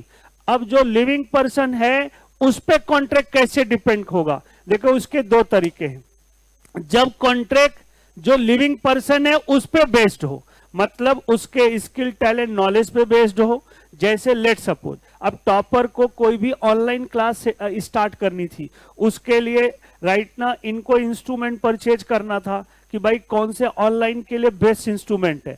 तो जो बेटा इसमें एक्सपर्ट होगा, जो इंजीनियर होगा, जो इसको ऑपरेट कर रहा वही तो बता सकता है। अब टॉपर मैनेजमेंट का कोई बंदा किसी इलेक्ट्रॉनिक शॉप पे गया और वहां पे उसने राइट ना जैसे डेस्कटॉप परचेज किया या इलेक्ट्रॉनिक कोई आइटम परचेज किया और कंडीशन लगा दिया कि भाई ऐसा है कि हमारा जो बंदा एक्सपर्ट टेक्नीशियन या जो इंजीनियर आएगा, जब वो ओके करेगा देन हम ये परचेज करके लेके जाएंगे। तो देखा जाए यहाँ पे कॉन्ट्रैक्ट तो टॉपर और जैसे लेट सपोज हम एज्यूम करें इलेक्ट्रॉनिक शॉप कोई भी दुकान ले लेते हैं बेटा, उसके अकॉर्डिंग है ना कॉन्ट्रैक्ट हुआ। लेकिन कॉन्ट्रैक्ट किस पे बेस है? इंजीनियर पे, कि जब यहाँ का इंजीनियर जाएगा, टेक्नीशियन जाएगा, जब वो इंजीनियर जो भी हम मान लेते हैं वो जाएगा, जब वो अप्रूव कर देगा हाँ भाई ये इसके लिए बेस्ट है, तब वो कॉन्ट्रैक्ट क्या हो जाएगा? परफॉर्म। और इफ वो मना कर देगा तो कॉन्ट्रैक्ट क्या हो जाएगा? वाइड। तो जहां पे कॉन्ट्रैक्ट समझ लो। तीसरा है कॉन्टीजेंट कॉन्ट्रैक्ट कभी कभी किस पे डिपेंड करता है? किसी लिविंग पर्सन। अभी लिख के भी एक क्वेश्चन करा रहे हैं, लिविंग पर्सन पे बेस्ड होता है। लिविंग पर्सन चाहे तो कॉन्ट्रैक्ट वैलिड, चाहे तो वाइड। जैसे एक क्वेश्चन, हंसना नहीं बेटा,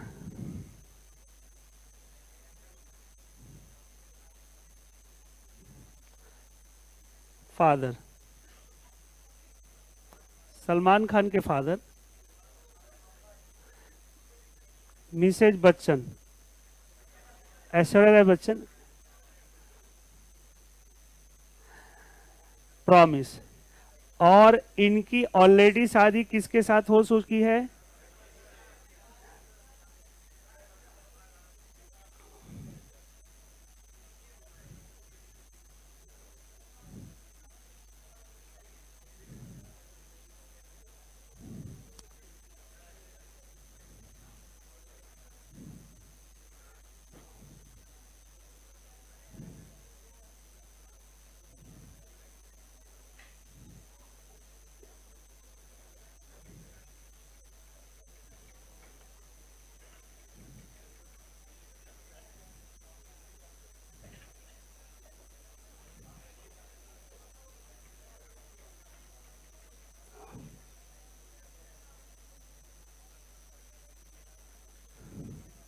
देखो बेटा, यहाँ पे एस खान के फादर ने क्या हुआ कि एक दिन मिसेस बच्चन से बोला कि भाई हम आपके मेंटेनेंस के लिए, बेटा ऐसे दहेज वाला चक्कर आ जाएगा ना, लॉफुल नहीं होगा, मेंटेनेंस के लिए कि भाई मानते हैं मेरा बेटा नालायक है, लोफड़ है, सड़क पे किसी के ऊपर गाड़ी चढ़ा देता है, गाली दे देता है, मानते हैं, सुन तो लो, लेकिन मेरा बेटा दिल का बहुत अच्छा है, लोगों का बहुत सपोर्ट भी करता है। इसलिए हम चाहते हैं, बातें नहीं, हम चाहते हैं कि आप इफ अपनी मैरिज, जब से आपने धोखा दिया मेरे बेटा नालायक हो चुका है, इफ आप अपनी शादी मेरे बेटे के साथ कर लो तो जो भी आपका मेंटेनेंस है, मतलब आपका जो खर्चा है, जनरली 2 करोड़ रुपए तक हमने सेविंग कर रखा है, हम सारा पैसा आपके नाम ट्रांसफर कर देंगे। ओके बेटा सुनते जाइए। अब यहाँ पे देखा जाए कि जो मिस्टर खान के फादर और मिसेज बच्चन के बीच में जो कॉन्ट्रैक्ट किया जा रहा है, ये कॉन्ट्रैक्ट देखा जाए जिस समय मिस्टर खान के फादर ने प्रॉमिस किया उस समय ऑलरेडी इनकी शादी मिस्टर ए अभिषेक बच्चन के साथ हो चुकी है। अब जरा बताओ बेटा, यहां पे इनके बीच में जो कॉन्ट्रैक्ट है, ये कॉन्ट्रैक्ट देखा जाए किस पे डिपेंड करता है बेटा? लिविंग पर्सन कौन है? ये है। इन्हें यहां पे क्या मानेंगे हम? Living person. मतलब ऐसा नहीं कि मिसेज बच्चन को 2 करोड़ का ऑफर आया, इन्होंने इनको रिजेक्ट किया, इधर एक्सेप्टेंस दे दिया। ये लॉफुल नहीं है बेटा, ये इमोरल है, अनैतिक है। मतलब आप बेटा बोल रहे, सुन ले दो, मेरा कहने का मतलब है कि ये लॉफुल नहीं है। आप पैसे के लिए कोई ऐसा काम नहीं कर सकते जिसका इंपैक्ट समाज पे पड़े। तो यहां पे मिसेज बच्चन के पास कोई अधिकार नहीं है कि वो अपने हस्बैंड को डिवोर्स दें और इधर शादी कर ले, ऐसा नहीं। हाँ, यहां पे डिपेंड करता है लिविंग पर्सन, मतलब ये जो कॉन्ट्रैक्ट इन दोनों के बीच में है, इन पे बेस्ड है, मिस्टर ए पे। अब मिस्टर ए के पास 2, इफ इन्होंने मिस्टर ए ने डिवोर्स दे दिया अपनी वाइफ को, तो यहां पे जो कॉन्ट्रैक्ट है, ये कॉन्ट्रैक्ट क्या हो जाएगा? दोनों के बीच में क्या हो जाएगा बेटा? कॉन्ट्रैक्ट वैलिड हो जाएगा। क्यों? क्योंकि जब इन्होंने डिवोर्स दे दिया तब तो लाइन क्लियर हो गई, सब कुछ नॉर्मल हो गया। अब इनके बीच में जो कॉन्ट्रैक्ट होगा दैट विल बी वैलिड। लेकिन इफ इसने डिवोर्स नहीं दिया और ना ही इन्हें कुछ हुआ, तो ऐसे केस में तब इनके बीच में जो कॉन्ट्रैक्ट है वो क्या बन गया बेटा? इम्पॉसिबल। और क्या हो जाएगा? वाइड। क्या हो जाएगा? वाइड। क्यों? क्योंकि कोई भी मैरिड पर्सन जब तक पहली शादी राइट ना टूट नहीं जाती तब तक आप दूसरी शादी नहीं कर सकते। तो ऐसे केस में देखा जाए, यहां पे लिविंग पर्सन कौन है बेटा? Mister A.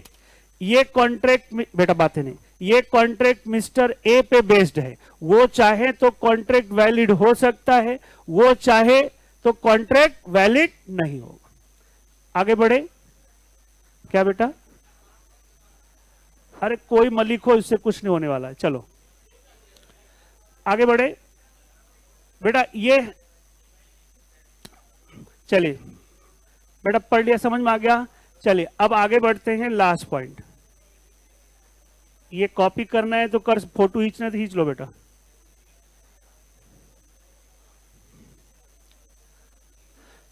फोटो लेना है तो जल्दी ले लीजिए।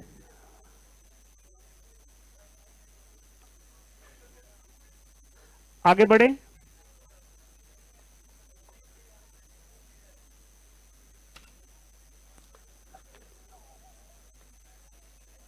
हिमांशु पटेल बेटा क्या पूछ रहे हो? सॉरी हमने ध्यान नहीं दिया।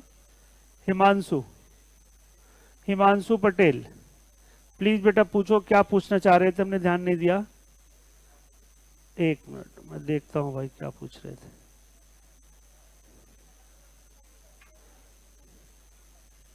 हाँ हिमांशु, अभी सेक्शन 60 बता देंगे, आप परेशान मत हो।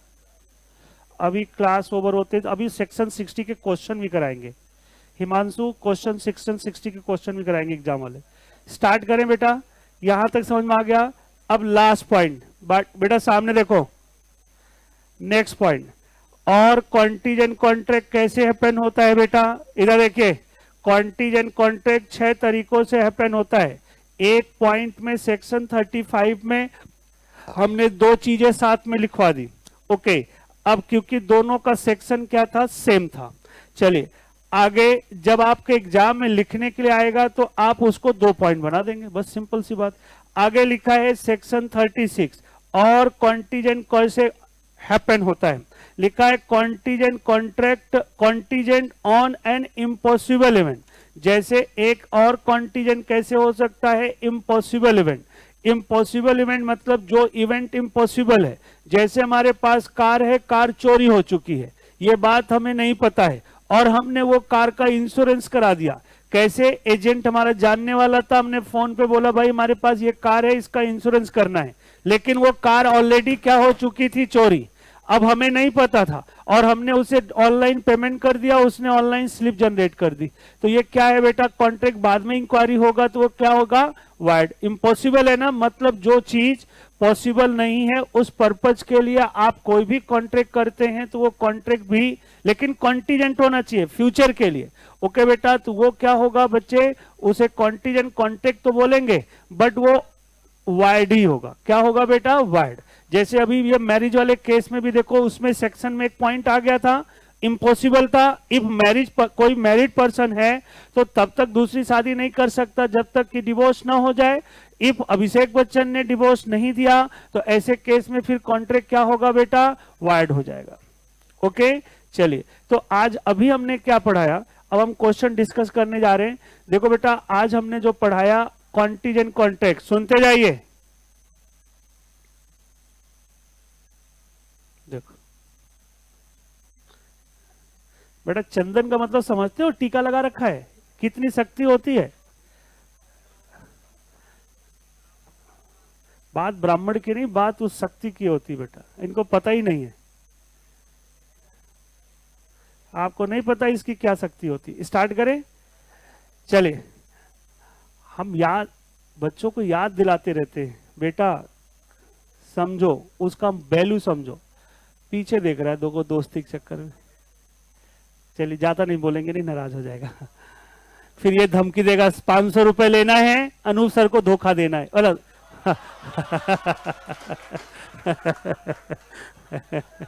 मतलब उनको धक्का देना है।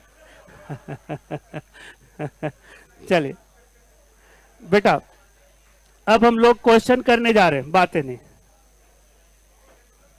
पहले हम सारे बुक के क्वेश्चन कर लेते हैं, एक बार देखते हैं। हाँ बेटा, सब सब खत्म हो गया।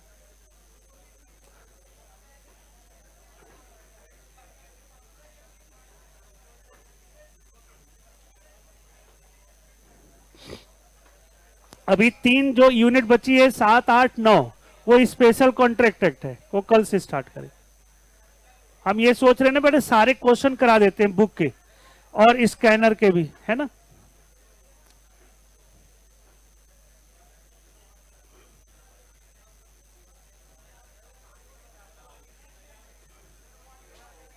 बेटा बातें नहीं यार, ये बच्चे खड़े हो जाओ। देखो सब शांत हो जाएंगे बेटा, हमें सबकी दवाई पता है।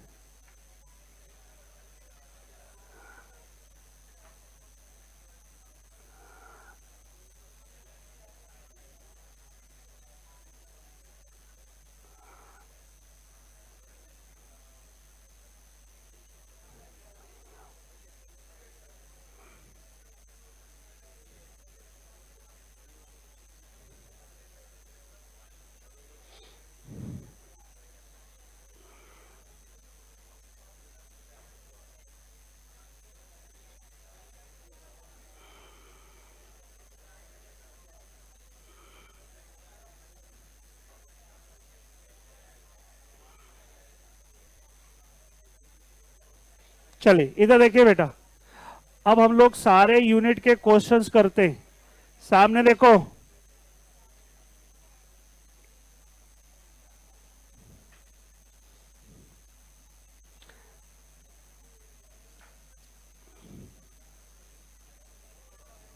बेटा सामने देखिए,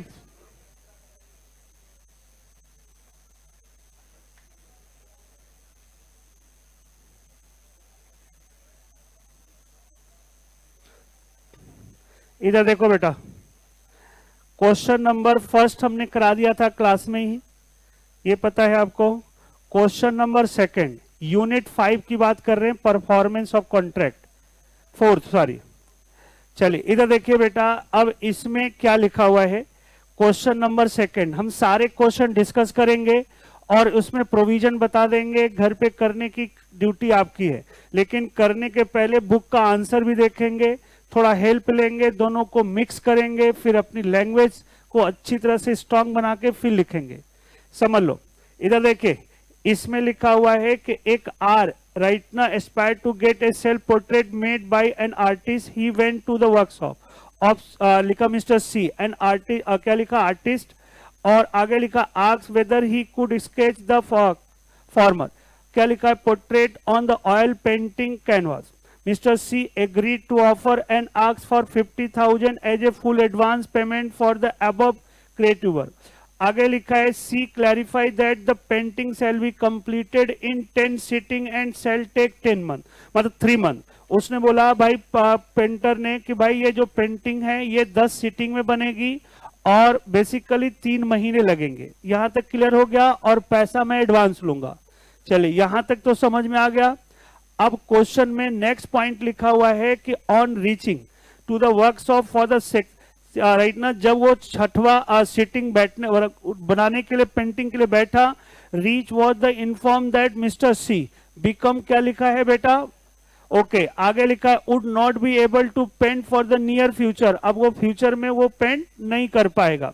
mister C had a son mister K who was still pursuing his study and has not taken up his father profession, अभी तक वो फादर के प्रोफेशन में नहीं आया था। आगे देखो नेक्स्ट लिखा हुआ है, मतलब वो पेंटिंग वेंटिंग नहीं कर रहा था। अब यहां पे 2 क्वेश्चन पूछा गया है।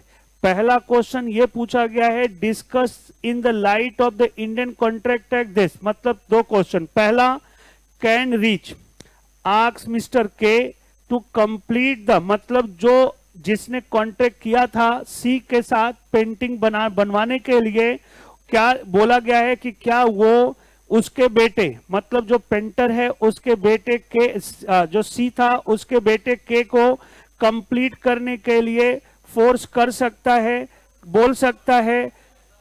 बेटा कहां पे हमने पढ़ाया था ये, सेक्शन 40 कौन सा पॉइंट, पहला, प्रोमाइजर हिमसेल्फ ओनली। क्लियर हो गई बात, चलिए आगे देखते हैं। मतलब एक तो सेक्शन 40 आ जाएगा इसमें, क्लियर हो गई बात। चलिए दूसरी बात, 1 मिनट, आगे लिखा है could mister Rich ask mister K for the refund of money paid in advance to his father, जो उसने फादर को दिया था। देखो बेटा हमने बताया था कि जो इनहेरिटेंस में जो लीगल रिप्रेजेंटेटिव है वो उतने ही अमाउंट के लीगल लाइबल होगा up to extent of liability, sorry assets, sorry, मतलब यहां पे एक पॉइंट ये लिखा जाएगा कि वो तब लाइबल होगा इफ फादर से उसे वो चीज एसेट्स मिली होगी जिसकी वैल्यू अप टू 50,000, अदरवाइज वो लाइबल नहीं हो। मतलब अल्टीमेटली इसमें कितने सेक्शन अप्लाई होंगे, 2, 40 और कौन से बेटा, सेक्शन 65। एडवांस मनी ये वाइड हो गया ना बेटा, क्वांटम मेरिट के according. Claim for remuneration as much as work, यहां पे काम ही नहीं हुआ है। ओके चलिए अब ये घर पे एक बार क्वेश्चन देखेंगे। अच्छा बेटा इसके आंसर में हो सकता है थोड़ा सेक्शन में इन्होंने गलत लिया हो, लेकिन आपको जो मैंने बताया उसी के अकॉर्डिंग करना है। अच्छा स्किल वाला लिया है, चलो 40 है। ओके बेटा आगे बढ़े, देख लेना बेटा जो जो हमने बताया। आगे क्वेश्चन नंबर 3, क्वेश्चन नंबर 3 की बात करें, इधर देखिए इसमें एक बार आप लोग पढ़ो फिर मैं समझाता हूं। पढ़ो फटाफट बेटा, क्योंकि ऐसे मैं पढ़ देता हूं आधे लोग को नहीं समझ आता। पढ़ो बेटा, एकदम सीरियस होकर पढ़ना, फिर मैं आपको समझाऊंगा।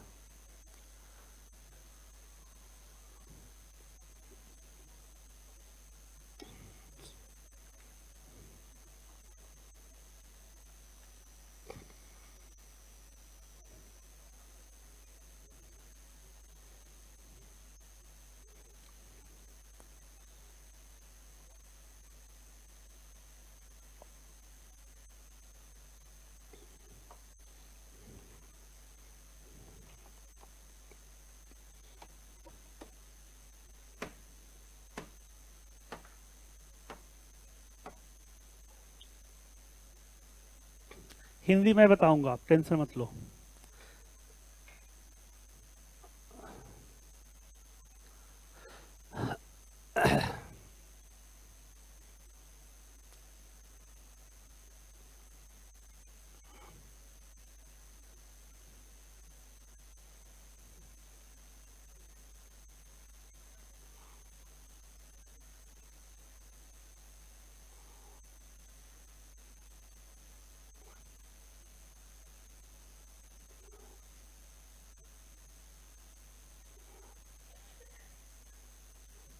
मैं हिंदी बताऊं इस क्वेश्चन का,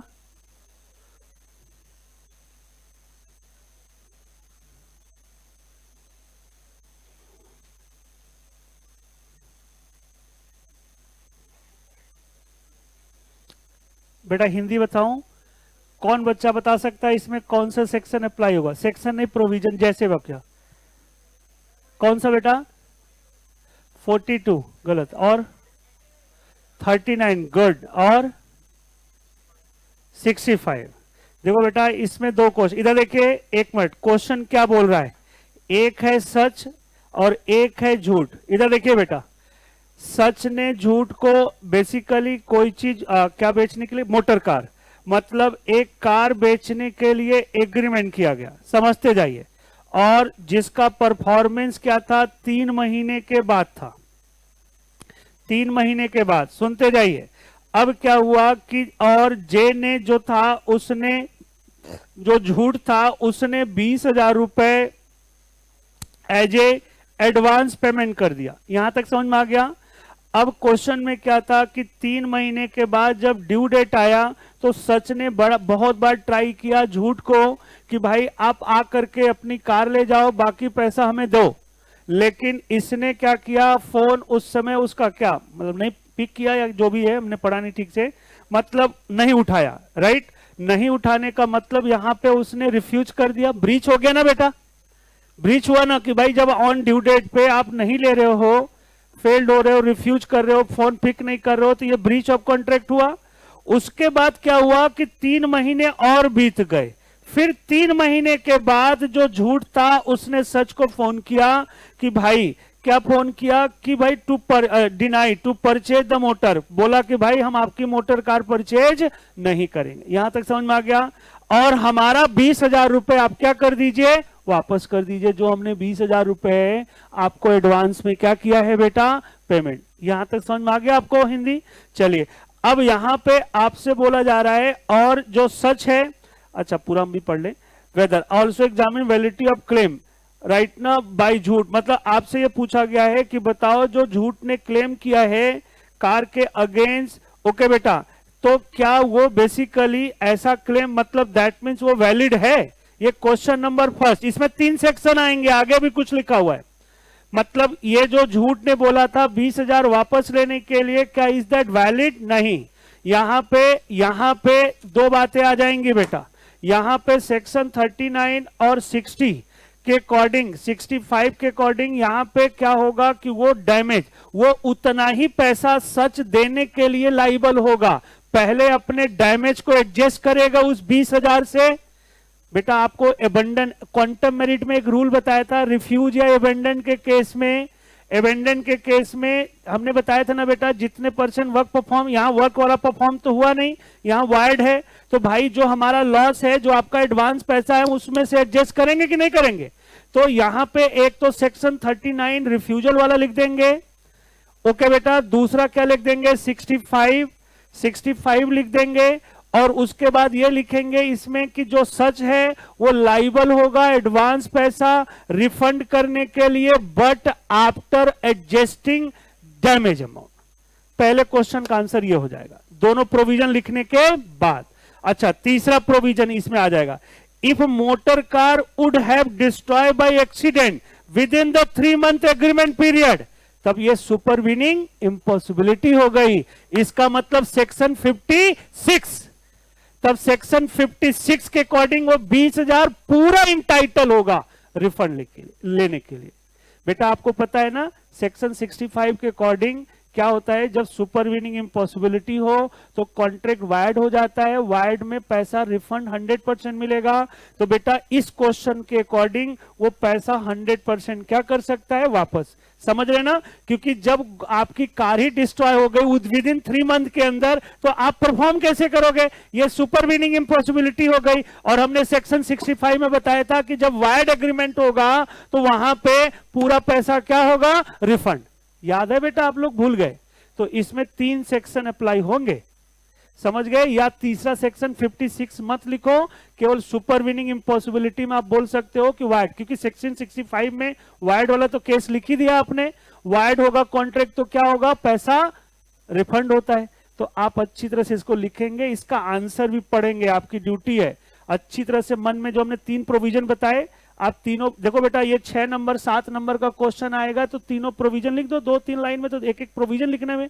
ओके, एक साथ अच्छी तरह से बना के अच्छी तरह से लिखिए। उसके बाद कंक्लूजन हमने बता दिया। इसमें 2 क्वेश्चन होगा। पहले वाले में तो होगा कि पहले वो क्या करेगा बेटा, डैमेज को एडजस्ट करेगा। लाइबल तो होगा एडवांस को रिफंड करने के लिए, लेकिन क्या, डैमेज को एडजस्ट करने के बाद।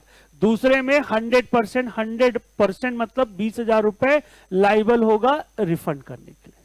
समझ गए बेटा? ये हमने आप लोग को पढ़ाया है अच्छी तरह से। चलिए अब बेटा देखो, ये घर पे जाके नहीं पढ़ोगे तो भूल जाओगे, याद रखो। चलिए, ये क्वेश्चन हमने चौथा आपको करा दिया था क्लास में ही। पांचवा बहुत सिंपल है, सुपरवीनिंग इम्पॉसिबिलिटी का है। एक बार आप लोग पढ़ो।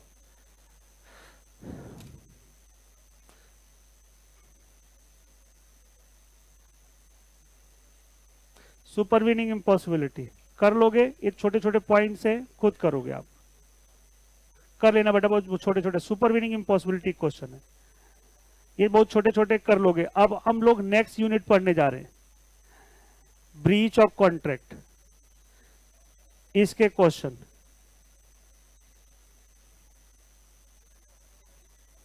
हाँ बेटा, कॉन्टेमिनेट इसमें आएगा ना। चलिए इधर देखिए, पहला क्वेश्चन तो ये इसने पूछा है, ये बार बार 2 बार क्वेश्चन आ चुका है, यही वाला 2 बार आ चुका है, ये डायरेक्ट क्वेश्चन है। ओके बेटा, याद रखना। तो ये एंटीसिपेटरी हमने पढ़ाया था आपको, उसका इफेक्ट बताया था। लिक्विडेटेड डैमेज भी हमने आपको पढ़ा रखा है, उसके बारे में, ये भी थ्योरी का क्वेश्चन है।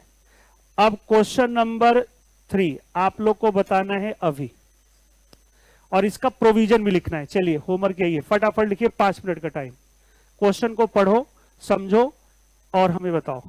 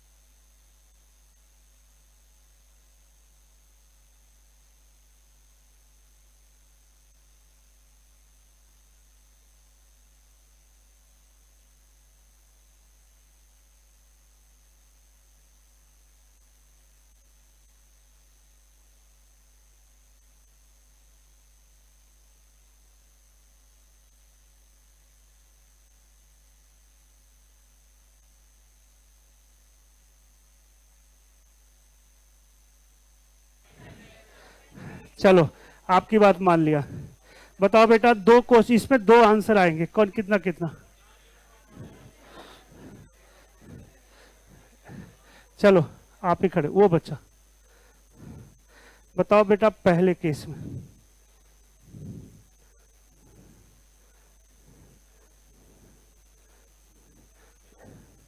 हाँ, इस क्वेश्चन का आंसर अलग होगा, इस क्वेश्चन का आंसर अलग होगा। दो क्वेश्चन है, बताओ बेटा, पहले क्वेश्चन में डैमेज कितना आएगा, दूसरे में कितना आएगा?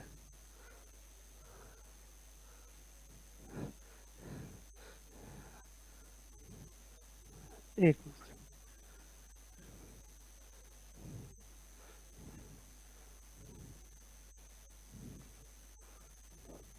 लो, अभी तक पढ़ा ही नहीं, कितनी गलत बात है। किसे आता है 5000? पहले में 5000, कोई बात नहीं, कोई नहीं बोलेगा। दूसरे में बताओ।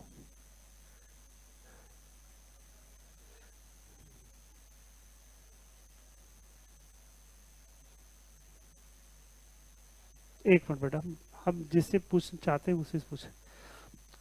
हाँ बेटा,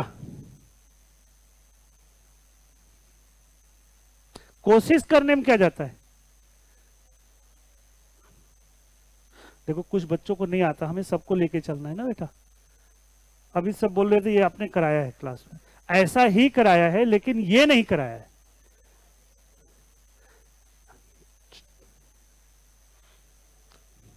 बता सकते हो बच्ची? कोई बात नहीं, आप बता सकती हैं बेटा?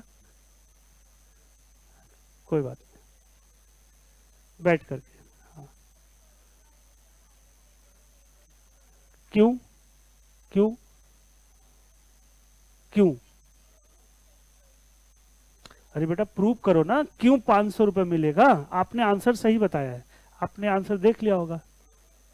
अच्छा, 500 आपने सही बोला, बताओ किस रूल के अकॉर्डिंग 500 होगा? और दूसरे में कितना आंसर आएगा?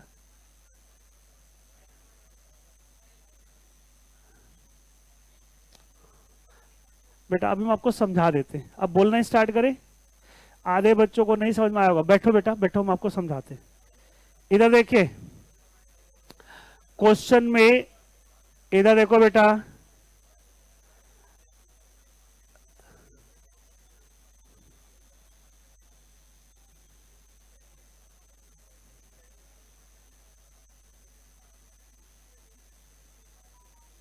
पहले क्वेश्चन को समझो।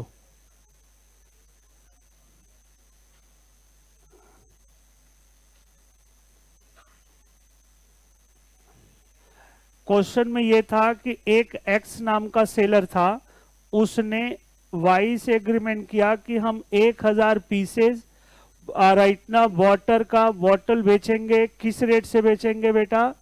5 रुपए। यहां तक समझ में आ गया। फिर एक्स ने क्या किया, जेड को नोटिस दिया।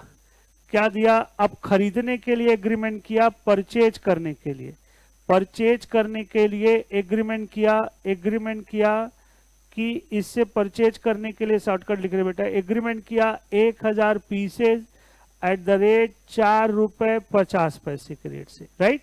और जिस समय इसने एग्रीमेंट किया उस समय जेड को ये बात बता दी कि भाई आपके बेस पे आगे हमने कॉन्ट्रैक्ट कर रखा है। क्लियर हो गई बात? अब क्या हुआ क्वेश्चन में कि जब ड्यू डेट आया तो ड्यू डेट पे जेड परफॉर्म करने से क्या हो गया, फेल्ड हो गया। तो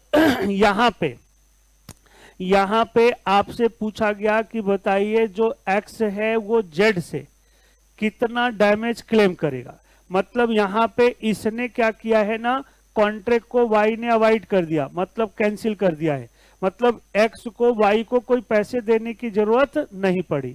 तो अब ये बोला है कि डैमेज कितना होगा। तो देखो बेटा, इसका एक तो प्रॉफिट का लॉस हो गया। प्रॉफिट का जो लॉस होता है उसे हम क्या बोलते हैं, स्पेशल डैमेज, राइट। तो यहां पे देखा जाए, बाकी एक्स ने वाई को कुछ नहीं दिया है, वाई को देता तो वो एज ए ऑर्डिनरी हो जाता। समझ गए? वाई को कुछ देने की जरूरत नहीं पड़ी, क्वेश्चन में लिखा हुआ है। चलिए, तो यहां पे एज ए वो स्पेशल डैमेज, अभी हम आपको बस बता रहे क्वेश्चन, क्लेम कर सकता है 1000 पीसेज। कितना प्रॉफिट का लॉस हुआ उसका? 50 पैसे इज इक्वल टू 500। यहां तक समझ में आ गया? चलिए, अब उसने दूसरे क्वेश्चन में यह बोला कि इफ कॉन्ट्रैक्ट के समय नोटिस नहीं दिया होता तो क्या होता। एक मिनट, मतलब जिस समय वो खरीदने के लिए एग्रीमेंट किया उस समय उसने आगे कोलेट्रल कॉन्ट्रैक्ट के बारे में नहीं बताया, तो क्या होगा? तब ऑर्डिनरी डैमेज मिलेगा। अब ऑर्डिनरी डैमेज के लिए यह देखा जाएगा कि जब इसने परफॉर्म करने से मना किया उस समय गुड्स की फेयर मार्केट वैल्यू कितनी थी? कितनी थी बेटा? 5.25 रुपए। तब यहां पे एज ए दूसरे क्वेश्चन का answer as a ordinary damage, ordinary damage के according 1000 pieces into 75 is equal to 750 रुपए, ये क्लेम करेंगे। बेटा समझते जाइए, गलती नहीं होनी चाहिए। बेटा समझो, हमने बताया कि जो प्रॉफिट का लॉस होता है उसे हम स्पेशल डैमेज बोलते हैं, लेकिन ये तब स्पेशल बनेगा जब कॉन्ट्रैक्ट के समय इंटीमेट कर दिया गया है। इंटीमेट नहीं किया गया है तो वहां पे स्पेशल का कॉन्सेप्ट ही नहीं आएगा, केवल किसका आएगा? ऑर्डिनरी। अब ऑर्डिनरी में जो प्राइस का फ्लक्चुएशन होता है वही हमने बताया था बेटा, प्राइस बढ़ करके कितना हो गया? 5.25 रुपए। और कितने में एग्रीमेंट किया गया था जरा बताओ? 4.50 रुपए। तो कितना घाटा हुआ? 75 पैसे। 75 पैसे हम क्लेम कर लेंगे।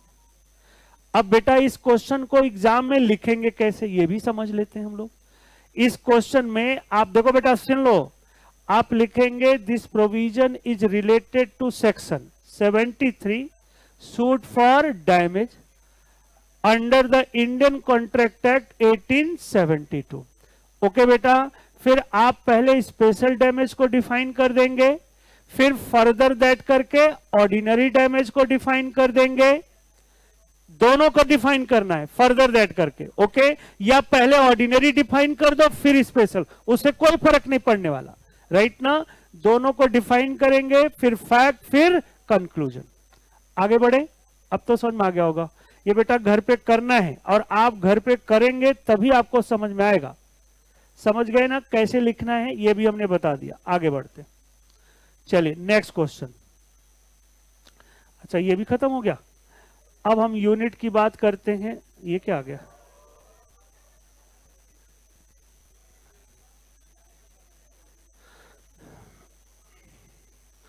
इससे पता चल जाता आप लोग बड़े हो गए हो, है ना? चलिए बेटा, अच्छा ये एंटीसिपेटरी वाला हो गया ना? अच्छा चलिए, आज जो हमने कंप्लीट किया इसके क्वेश्चन कर लेते, फिर एग्जाम वाले क्वेश्चन देखते। देखो बेटा समझते जाओ, और घर पे जाके नहीं करोगे भूल जाओगे। ये आज हमने पढ़ाया, आगे देखते हैं।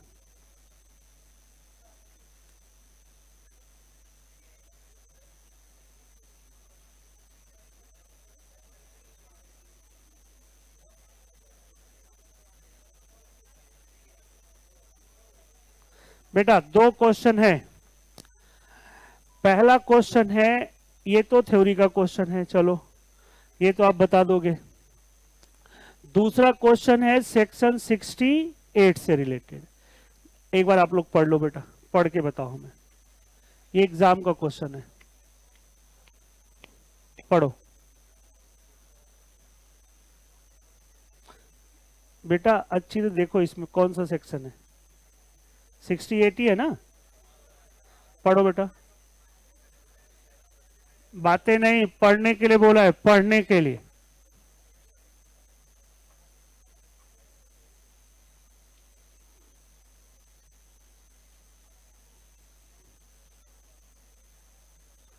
खड़े जाओ, आंसर बताओ। इसकी हिंदी में बता देता हूं। इसमें लिखा हुआ है कि एक एक्स है जो माइनर है, एमकॉम में कर रहा है, एमकॉम कर रहा है। ऐसा हो सकता है, लेकिन कोई बात नहीं, क्वेश्चन है।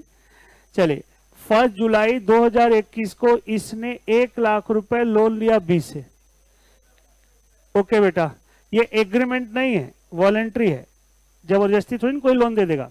आगे लिखा है किसके लिए? कॉलेज फीस के लिए, बुक के लिए। आगे लिखा है कि जिस समय एक्स ने बेसिकली ये पैसा लिया उसके पास टोटल 9 लाख की प्रॉपर्टी थी। क्लियर? आगे लिखा है on due date X fail to pay back the loan to B. B now want to recover loan from X out of his X assets, उसके एसेट से रिकवर करना चाह रहा है। अब आपको बताना है decide whether B would succeed और नॉट। सही बच्चे ने सही बात, सेक्शन 68 में हम उसकी प्रॉपर्टी से रिकवर। चलो बेटा क्वेश्चन नंबर 3 आपको ही बताना है। अच्छा बैठो। हाँ बेटा वो बच्चा खड़े जाओ।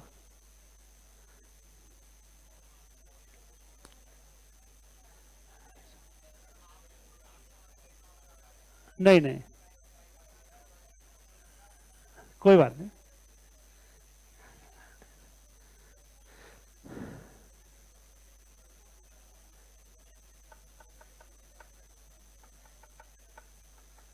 बोलो बेटा।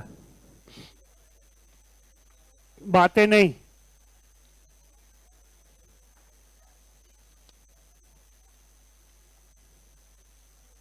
सेक्शन 69। गुड। चलो बेटा अब हम लोग एग्जाम वाले क्वेश्चन देखते हैं। बैठ जाओ बेटा।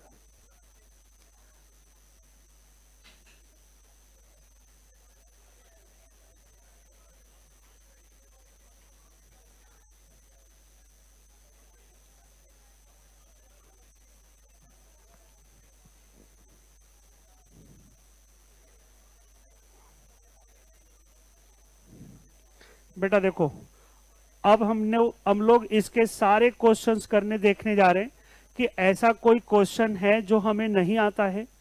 ओके बेटा बातें नहीं। इधर देखिए सारे को हमें पता है, घर पे पढ़ना है नहीं आप लोग को, कम से कम यहीं पढ़ा दे।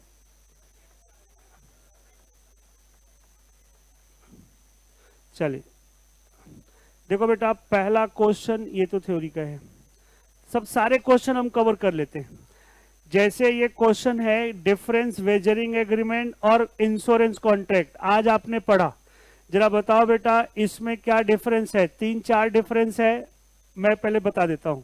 पहला तो हम मीनिंग बता देंगे, दूसरा प्रॉमिस, क्या प्रॉमिस करते हैं, एक में कंसिडरेशन, एक में क्या होता मनी या मनी वर्थ। तीसरा डिफरेंस है इफेक्ट का, इफेक्ट वो वायर्ड होता है वेजरिंग एग्रीमेंट, जबकि कॉन्टीजेंट कॉन्ट्रैक्ट क्या होता है वैलिड, नेचर वैलिड होता है। ओके बेटा 3 डिफरेंस हो गया। चौथा रेसिप्रोकल प्रॉमिस, देखो बेटा वेजरिंग एग्रीमेंट रेसिप्रोकल प्रॉमिस होता है, कॉन्टीजेंट कॉन्ट्रैक्ट रेसिप्रोकल प्रॉमिस नहीं होता। ओके चलिए आगे देखो बेटा, ये सब तो आप पढ़ लेंगे। इसके बाद नेक्स्ट क्वेश्चन है शांति ट्रेडर वाला, हमने क्वेश्चन क्लास में ही करा दिया था। नेक्स्ट क्वेश्चन है फ्रॉड मेयर साइलेंस, ये आपको आता है बेटा, हमने पढ़ाया था सेक्शन 17। नेक्स्ट क्वेश्चन है इधर देखिए, ये भी हमने करा दिया था बेटा, राइट ना, सुपर जो फ्लड वाला था ना, याद है ना, ये भी हमने करा दिया था। ओके सेक्शन 56 था और एडवांस मनी का, एडवांस मनी वाला था ना बेटा। ओके सेक्शन 56 क्योंकि फ्लड आ गया था, सड़क टूट गई थी, याद है ना। ओके चलिए नेक्स्ट क्वेश्चन है इसके बाद कॉन्टीजेंट कॉन्ट्रैक्ट, आज ही पढ़ा, देखो 7 नंबर का आता है, कॉन्टीजेंट कॉन्ट्रैक्ट का है। और essential of the contingent contract मतलब वही रूल जो आज आपने 6 पॉइंट पढ़े, वही चीज लिखना है। आगे देखिए बेटा, अब नेक्स्ट क्वेश्चन, ये भी हमने शायद कराया था, अच्छा पहली क्लास हमने एग्रीमेंट नहीं, ये जरा क्वेश्चन पढ़ो बेटा, पहला पढ़िए। अब आप लोग बताओ ये वैलिड होगा कि नहीं, ये आई थिंक पढ़ाया था क्या, शायद पढ़ाया था बेटा।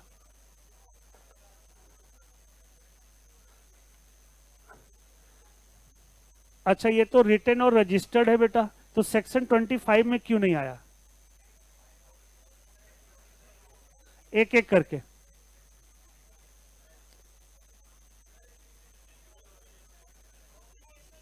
यस ऑब्लिगेशन क्रिएट नहीं हुआ है बेटा, ऐसा नहीं कि हम कोई एग्रीमेंट को कोर्ट में रिटन और रजिस्टर्ड करा देते हैं तो वो इन्फोर्स ही हो जाएगा। बेटा कॉन्ट्रैक्ट में जब तक लीगल ऑब्लिगेशंस का कॉन्सेप्ट नहीं आता तब तक बात नहीं बनती। चलिए बातें नहीं। अच्छा एक और समझ लो, जब आप किसी प्राइवेट पब्लिशर की बुक परचेज करेंगे ना तो उसमें गलत दिया हुआ है, उसमें लिखा हुआ है कि ये क्लेम कर सकता है, गलत है। आईसीआई में आंसर सही लिखा हुआ है, क्लेम नहीं कर सकता क्योंकि ऑब्लिगेशन वाली बात आती है। बेटा बातें नहीं। नेक्स्ट है क्वेश्चन नंबर सेकंड, बताओ बेटा किससे रिलेटेड है। बेटा सामने देखो, प्लीज पढ़ लो। इनविटेशन टू ऑफर इनफोर्सिबल नहीं होता।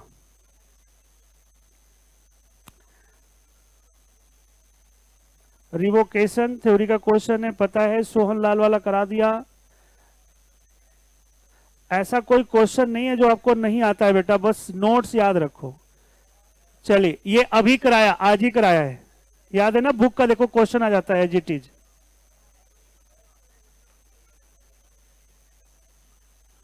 ये स्कैनर है बेटा एग्जाम के क्वेश्चन। चलिए, ये भी आपको कराया है, पढ़ो बेटा, क्लास में कराया था, पढ़ो बेटा। फाइंडर पर्सन वाला केस है ना बेटा,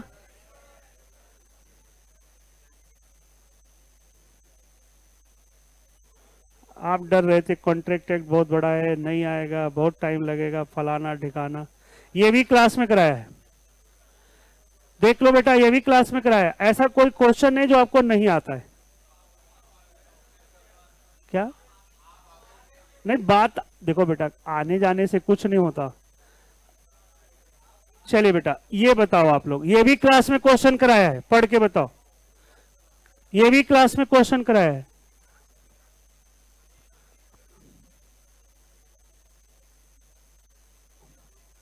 इसमें भी हमने कंपेयर करके बताया था, कहां पे एक वर्ड चेंज हो जाएगा तो क्वेश्चन का सेक्शन चेंज। बेटा देखो, यहां पे क्वेश्चन में दोनों है, यहां पे देखो क्या लिखा है, जब जुडिशियल ऑफिसर लिखा है तो सेक्शन 27 नहीं आएगा, कौन सा आएगा बेटा, 28। Agreement restrain of legal proceeding, याद है ना बेटा। और यहां पे ऑफिसर की जगह कोई पर्सन या एक्सपर्ट आ जाता तो टेक्स्ट 27। एक एक वर्ड से क्वेश्चन का सेंस चेंज हो जाता है। आगे देखो, नेक्स्ट पॉइंट, इसके बाद हमने बताया था, ये भी बता, अच्छा इन्होंने जो आलतू फालतू 23 लिखा है, ये सब लिखने की जरूरत नहीं है, इसमें जो क्वेश्चन है उससे करो। ओके बेटा, एक मिनट,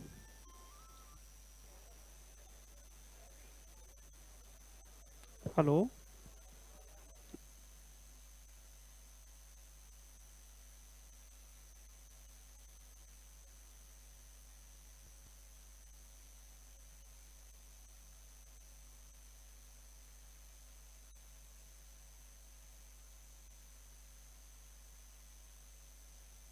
बेटा सामने देखो,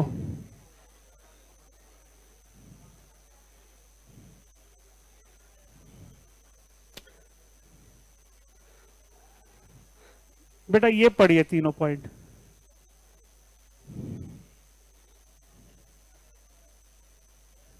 हाँ बोलो बेटा, हाँ बोलो, पेज नंबर बताओ कौन सा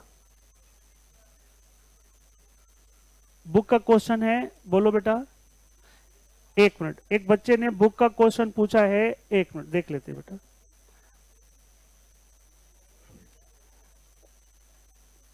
पेज नंबर बताओ, क्या बेटा, कौन सी यूनिट का है,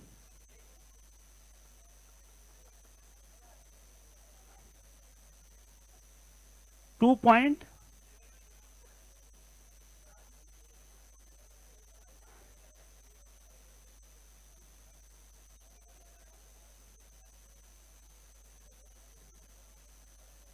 हाँ क्वेश्चन बोलो बेटा। यही अभी तो बताया रेस्टोरेंट,